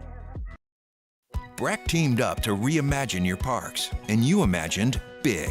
With your help, we went to work, creating 12 beautiful community parks across the parish. A family-sized water park, miles and miles of trails, and parks just for your dogs. There are more places to splash, to explore, to run wild, and even soar. You imagined, we delivered. Gold.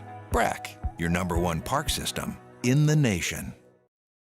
Trust isn't given, it's earned by showing up, leading the way, and performing at your best when it matters most.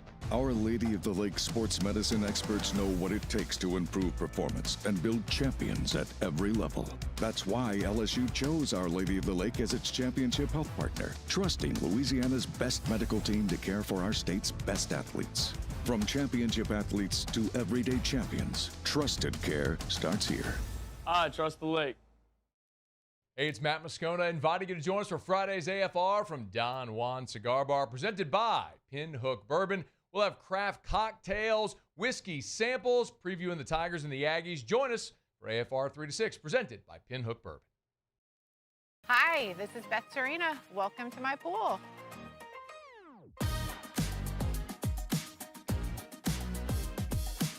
The first time I saw this beautiful pool, it exceeded every expectation that I had. They were able to get everything we wanted in this pool. It is a beautiful pool. We live out here, we eat out here, we watch TV out here. This is like our living room outside. We love this pool and everything about it. When we decided to build our pool, we called a great friend who is one of the best pool builders in the country in North Louisiana, and we said, who would you choose to build a pool in Baton Rouge? And without a hesitation, he told us Russell Pools. He said their history, tradition of great builds, great pools was unmatched. So of course, who did we call? Russell Pools. The advice I would give to anyone looking to build a pool is first call Russell Pools. They'll do it. You're listening to The Hunt Palmer Show, brought to you by Sagrera Farms.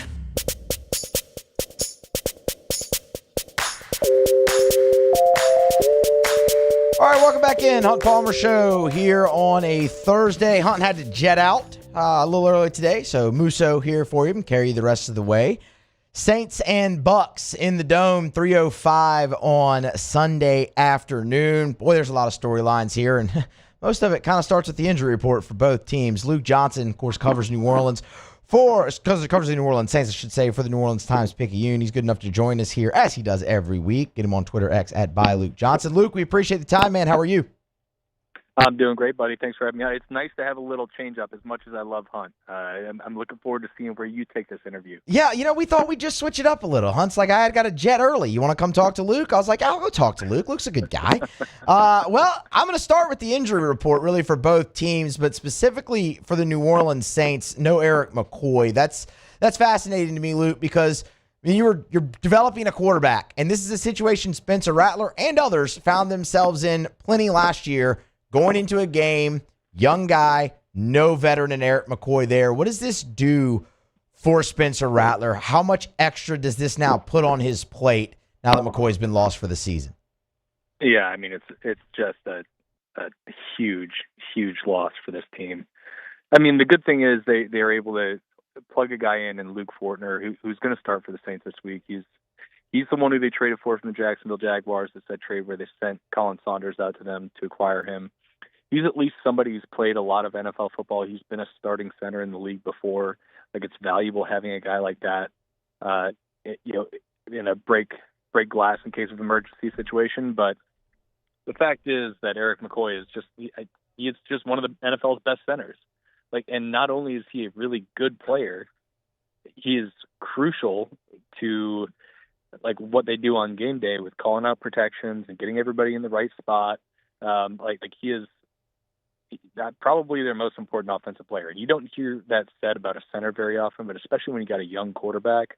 And like the timing could not be worse on this, right? Like it's literally anytime they lose him, it'd be bad timing, right? But then when you consider what they're facing this week, I mean, the Bucs are blitzing teams on 34% of their dropbacks. It's the sixth highest rate in the NFL.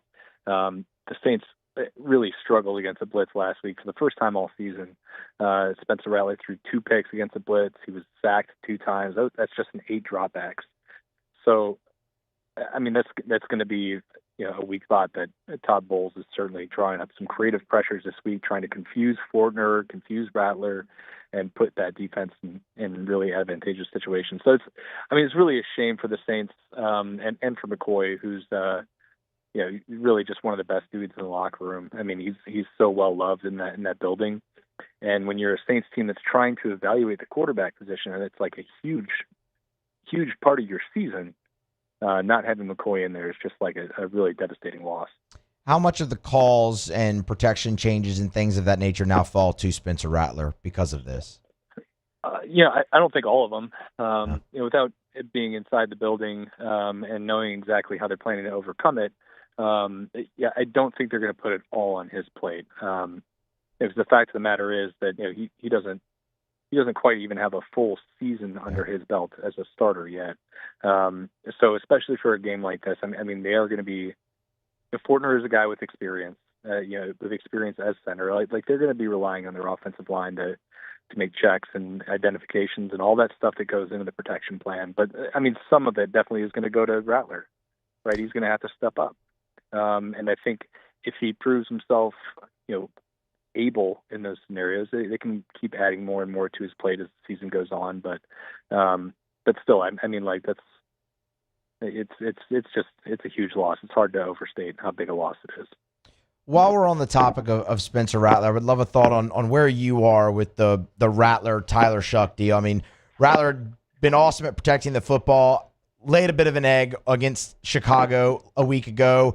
You're now 7 games into this. I mean, at what point do you start to wonder, okay, what do you have in the guy you drafted 40th overall in Tyler Shuck? Yeah, I mean, the Saints are in this really interesting, unique situation, right? Because they have a guy who's playing pretty well in Spencer Rattler. Like, I think there is a world where he's just the guy for them, next year. Like, he's played well enough to be that. But they're also they've won 1 game this year. They're on track to have probably a top 5 pick next year. If there is like literally any, and this is just me, right? This is just my viewpoint on this. But if there's literally any seed of doubt in their mind about Spencer Rattler, and there probably should be, considering he's 1-12 as a starter, even if the stuff around him isn't great, like that's still a bad mark on his resume. If there's any doubt in their mind whatsoever, they need to get a look at Tyler Shuck. They need to see what he can do, and it can't just be like a 2-game sample size. Like, it has to be a significant stretch of the season where they're getting a look at him. Because if they're picking number 3 overall next year, like, they're going to have to decide whether to take a quarterback. And it's much harder to do that if you got this guy that you picked 40th overall who you never saw, or you saw in too small of a sample size to get a real good idea of what he can do. So, I mean, to me, unless Spencer just like really turns it on over these next 2 weeks, and they come up with these surprising wins against the Bucs and the Rams, which is like not impossible, but doubtful, right? Like I think at that point, after these next 2 weeks, they'll be through 9 games. They'll still have effectively half the season right in a 17-game schedule. That's enough time for you to at least get a sense of what Tyler Shuck is. And Shuck could be a complete disaster, and then you just know, or Shuck could be, he could show all the signs that you're seeing from Spencer and a little bit more. You just you don't know what it is until you see him on the field. So I think if these next 2 weeks kind of go as we think they're going to go against 2 really good football teams, I think that's the opportunity right there to put Shuck in. Talking with Luke Johnson, covers the Saints for New Orleans Advocate, Times-Picayune. Get him on Twitter, X @ByLukeJohnson. Luke, the Saints will also be without Kendre Miller for the rest of the year. This was just devastating. I mean, Miller, his injury history in New Orleans, well documented. He was finally kind of gaining traction, and then, I mean, he gets within 10 feet of Dennis Allen, and he's out for the year. I'm starting to think Allen's got some type of voodoo there, so it's just devastating. But it's going to open the door for Devin Neal, who they were really high on after taking him in the 6th round. He dealt with injuries of his own throughout training camp. What is a fair expectation for Devin Neal in this offense come Sunday? You know, I don't think they should be high. I think, especially just considering the offense they're going up against. I mean, even if the Bucs have a ton of injuries right now, I mean, they've been one of the NFL's better offenses with Baker Mayfield at the helm. They're going to have to score points. And, you know, I'm having a hard time seeing like Devin Neal slide into like the exact same workload that Kendre Miller had right away. I think it's probably going to be a heavy workload of Alvin Kamara. Obviously I could be wrong here, but it seems like that's what we're kind of tracking toward. Where, you know, I mean, the guy's only got like 3 carries this season. I think they need to see a little bit more from him before they're like, yeah, you're going to get 8, 9, 10 carries in this game. But I do like the stuff that I've seen. I think he's been, you know, he had that great pass block rep the other day against the Bears, where he came from the other side of the formation to pick up a blitzing safety that nobody saw. You know, there are some things that he does really well. I think the book is still a little bit out on him as a runner in the NFL, even though he's been very successful in college. We got to see it. I mean, we didn't see it really in training camp or preseason because of that injury you mentioned. We haven't seen it in the regular season because he's been 3rd on the depth chart. He's either been inactive or not very much part of the game plan. So, you know, I think the book is still out on that. I'm intrigued, though. I'm looking forward to seeing a little bit more of him, and I think his role will just get bigger as the season progresses. Talking with Luke Johnson. Luke, where are you on Blake Grupe? Man, this is so tough for me because, all I saw, I think he closed the season really strong last year, and then we saw that carry over in training camp, and the guy just looked just perfect, right? Like, weirdly, like a lot of people were like, yeah, Blake Grupe's the MVP because like everything he kicked was like dead center right in the middle of the uprights, and then it just went away during the regular season. And like I could chalk it up like 3-4 games. You're like, okay, like kickers go through slumps. We've seen really good kickers do this. I mean, I remember watching Justin Tucker at like in his prime miss an extra point that won the Saints a game. You know, like I was willing to let it go for, but we're like halfway through the season now, and it's like continued game after game after game, and that's when you really start to wonder, you know. And I like at this stage, even though like I felt so confident about him going into the season, you're running out of reasons to think he's going to pull himself out of it. Yeah, that one last week, I mean, like in normal conditions, you can just like wipe that one off the board because it was a 54-yard field goal and kind of bad conditions, you know. But like when you add that one up to the entire body of work this season, it's just like, well, that's just another data point that says he's not a very good kicker. So like, you know, unless he like really turns it around, you know, this week, next week, like if he's got another miss or two, like you gotta make a move there because it's just like you can't just like sit here and stand by and hope he figures it out, especially for this team that is, you know, every point is going to really matter for this team. So it's a tough situation to be in because like I do think he's a promising young kicker, but like you can only live with the struggles for so long. It's certainly interesting because it's one of the times now in Kellen Moore's first year we can kind of watch him as a first time head coach and see kind of how he handles a certain situation. I mean, in past regimes in New Orleans, Sean Payton specifically, Blake Grupe's probably already looking for another job, but you know, it's and you know if the Saints were any good, he'd probably already be done, you know. like they can let people have longer leashes here because of the situation they're in as a franchise. You can let somebody figure it out a little bit, but like they're probably at the breaking point, you know. Yeah, that's a very good point. The record and circumstances absolutely factor into it. That is a very, very good point and well taken. A couple more for you, Luke, and I'll let you go. A couple on the game. Okay, the Bucs, talk about injury reports. They got 17 guys on that thing. Obviously, Mike Evans is out for the season. Todd Bowles yesterday on Wednesday says no Chris Godwin, no Bucky Irving, no Hassan Reddick. Of all the litany of injuries, which ones do you think impact the game most on Sunday? Well, I mean, for them, I would say Bucky Irving and Bucky Irving, right? I think he's like the receivers. It just feels like with Tampa, they can just plug anybody in there. I mean, it's obviously not true. Like, Emeka Egbuka is really good, but Tez Johnson's just coming out of nowhere to catch touchdown passes for him. It just seems like, okay, well, the scheme's really good, the quarterback's really good, you can kind of get away with it. So, like, Mike Evans and Chris Godwin are big name players, but like they've been able to sustain that without him.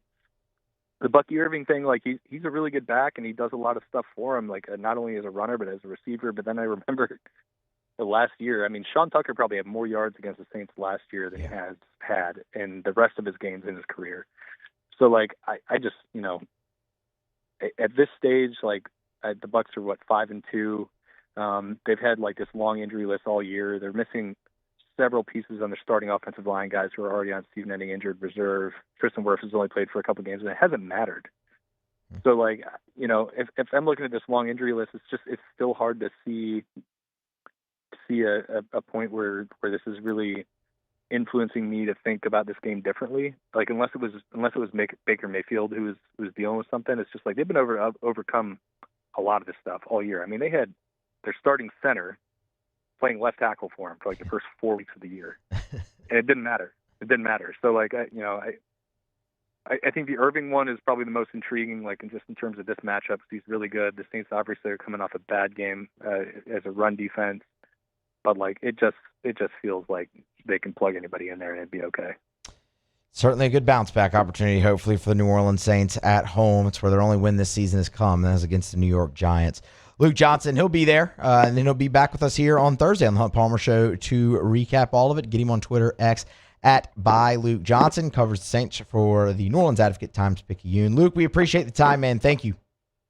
My pleasure, buddy. Talk to you later. Absolutely. Again, that is Luke Johnson. Musso in for Hunt here as we wrap up a Thursday edition of the Hunt Palmer Show. If you're just jumping on, Hunt just had to jet out a little bit early today, and I said, hey, you want to come do the last 30 minutes? I said, sure, absolutely. So we're going to hang out with you for one more segment. We'll do a little bit of take it or leave it to wrap up the Thursday edition of the Hunt Palmer Show. The Hunt Palmer Show. Hey, it's Matt Moscona inviting you to join us for Friday's AFR from Don Juan Cigar Bar, presented by Pinhook Bourbon. We'll have craft cocktails, whiskey samples, previewing the Tigers and the Aggies. Join us for AFR 3 to 6, presented by Pinhook Bourbon. Parish Construction and Roofing. This is Coach Kim Mulkey. Go to parishbuilt.com for all of your roofing needs. From your hometown, parishbuilt.com. My father, J.B. Falgu, had a vision of growth for First American Bank and the communities we serve. The bank's foundation was built on his legacy of compassion, loyalty, and dedication. Through his years of leadership, First American has prospered to heights even J.B. could not have imagined. I know my father would be extremely proud of the customer service and financial stability that First American provides to Southeast Louisiana. We continue to thrive because of the legacy of J.B. Falgu. 104.5 ESPN Baton Rouge and First American Bank and Trust bring you the Heart of the Game Award, recognizing student athletes who deliver when it counts. Nominate your game day standout at 1045ESPN.com by the 21st. We'll choose 5 male and 5 female finalists, and then it's up to the fans to vote for the winners. Each winner gets a $250 gift card, a custom award, and the spotlight they've earned. Presented by First American Bank and Trust, a banking tradition since 1910. These are the luckiest ice cubes in the world. They could have been a thankless bed for an all-you-can-eat salad bar. But instead, they've been called upon to cradle and cool a crisp, refreshing Dos Equis. Looks like the lucky just got luckier. Dos Equis. Man, age is just a number. Don't let it dictate how you feel. Goodwood Bend Sexual Wellness has anti-aging services that can help you look and feel your best. Visit yourgoodwood.com and discover a renewed sense of vitality. At Auctioner, we know healing is a team sport. That's why we've partnered with world-renowned orthopedic surgeon Dr. James Andrews to create the Auctioner Andrews Orthopedics and Sports Medicine Institute. Whether you're a professional athlete or a weekend warrior, our team of specialists are dedicated to getting you back in the game. So whatever your reasons are for reaching your personal best, we've only got one: you. Auctioner Andrews Institute. Long live you. Family owned and community driven. Service Chevrolet Cadillac, a legacy you can trust since 1972.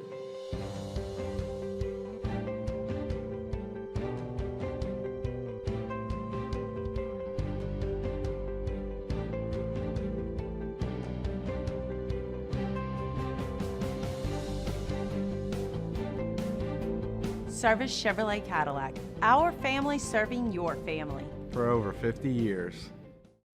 At Luba Workers' Comp, our journey began over 30 years ago with a simple belief: our clients come first. At Luba, our business has always been focused on people, not policies. Through every success and challenge, we've continued to grow because we've stayed true to our values, committed to providing you with genuine dependability. Because your well-being is more than a priority. It's our purpose.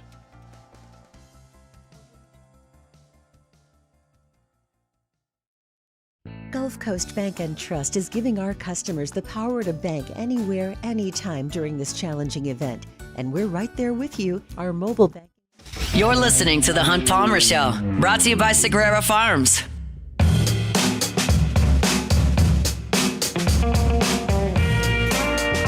All right, wrapping up a Thursday edition of the Hunt Palmer Show, brought to you by Sagrera Farms. Musso taking you home here. Let's wrap it up with a little bit. Take it or leave it. Take it or leave it. Take it or leave it. Presented to you by Flight by Yingling, the next generation of light beer, crafted by America's oldest brewery. Today's hottest stories in sports, news, and sometimes even Hunt's life. The question is, will he take them or leave them? I always forget that Patrick from SpongeBob is in that opening. It gets me every time. What you got, Jordan? What do I have? So let's start off with this one. Take it or leave it, Moose. Illegally rigging poker games with the mafia as an NBA coach. I'm going to leave that. Okay. And this is actually what I'll say on that. If you're participating in an illegal underground poker game, you should probably just assume that it's rigged. Yeah. It's illegal, and it's underground. Yeah. Like, I don't think you walk into a backroom poker game and just assume it's on the up and up. But, man, that was a wild story. But also, you're an NBA coach. Yeah. What, I get it. People be like, no money's enough money. But damn, when is enough money, man? I mean, what do you're putting your career up for? I mean, look, we talking about Chauncey Billups, obviously, but worse is Terry Rozier. So Terry Rozier got caught up today too, yeah. But he got caught up for $200,000. Yeah. That's how much he got paid on the back end for what he did in the game. $200,000. Worse than anything with Rozier is the NBA cleared him in their investigation, and now dude just got arrested by the feds. Yeah. Tough scene all around for the association this morning. Tough scene. I mean, the league is just think about this. I will say this. I might have been happy if it would have came out that Willie Green was in this too. If he was rapping this some type of way. But because I'm I'm thinking of as a Trailblazers fan, the season just starts yesterday and you lose your coach for the year. Yeah. Now probably forever. Yeah. Oh yeah. I said for the year. Yes. He's gone forever. I don't think he's going to coach in the NBA ever again, Jordan. Yeah, he's gone forever. But maybe if Willie Green was in there, I'd have been a little happy. But come on. My heart goes to the Trailblazers fans. So this is a good one. Sticking on the Pelicans. Take it or leave it, Moose. Hunter Dickinson and Derek Queen versus Victor Wembanyama on Friday. Yeah, I'm going to have to leave that one too. Jordan, look, I hate the Spurs an awful lot. I don't like the Spurs at all. Yeah. But, the Pels last night, there's all the good vibes in the first half, and then the dreaded third quarter. It got them again. It's got them. It's got them throughout Willie Green's entire tenure. 41-22, you and I were talking about it in the break. You get outscored, it completely changes the game. Silly Willie, and man. you're 0-1, and it feels like the same old. But also, I got to give Willie some credit. I do enjoy how much he watches the game as a spectator. I really do enjoy that. That's next level. Like, he's really good at just watching the game just like us. There's times where I'm like calling the timeout and he's not calling the timeout. So I got to give Willie his credit. But the reason why it's Hunter Dickinson and Derek Queen because Kevon Looney's already injured. Yep. Hurt his knee. Yeah. Eve Misi goes down last night with a sprained ankle. So he's day-to-day at the moment. Yeah. And that's your big man. And you have 7'5" demigod Victor Wembanyama coming to the Blender on Friday. And your two only big men left are Hunter Dickinson and Derek Queen. Look, it's the home opener, though, Jordan. The atmosphere in the Blender is going to be phenomenal. It'll be, matter of fact, Jessie will be there. So Jessie, Cassie's sister, she will be there. She was like, "Is there anything you want me to get?" I'm like, "Look, man, maybe a picture of Wembanyama. I don't really know what to expect out at this point. Like, we're just hoping for the best." So that's it for take it or leave it, man. I just had to get that off my chest. Oh man, Jordan's got us already back to the. I guess they never really left. Go to the Blender to watch the big player on the opposition. That's going to wrap it up here for a Thursday edition of the Hunt Palmer Show. Yeah, and just popped in here for the last half hour or so to fill in for Hunt as he had to jet out a little bit earlier. But thanks to Luke Johnson for hopping on. Great conversation there with Saints and Bucks. Obviously, take it or leave it there as well. That's going to wrap it up for today. Thank you to Jordan. Thank you to Cassie. Hunt will be back regularly scheduled 1 to 3 tomorrow here on the Hunt Palmer Show. Be here for that. The Hunt Palmer Show. After a decade of working in private duty nursing, I know how hard it can be to find compassion.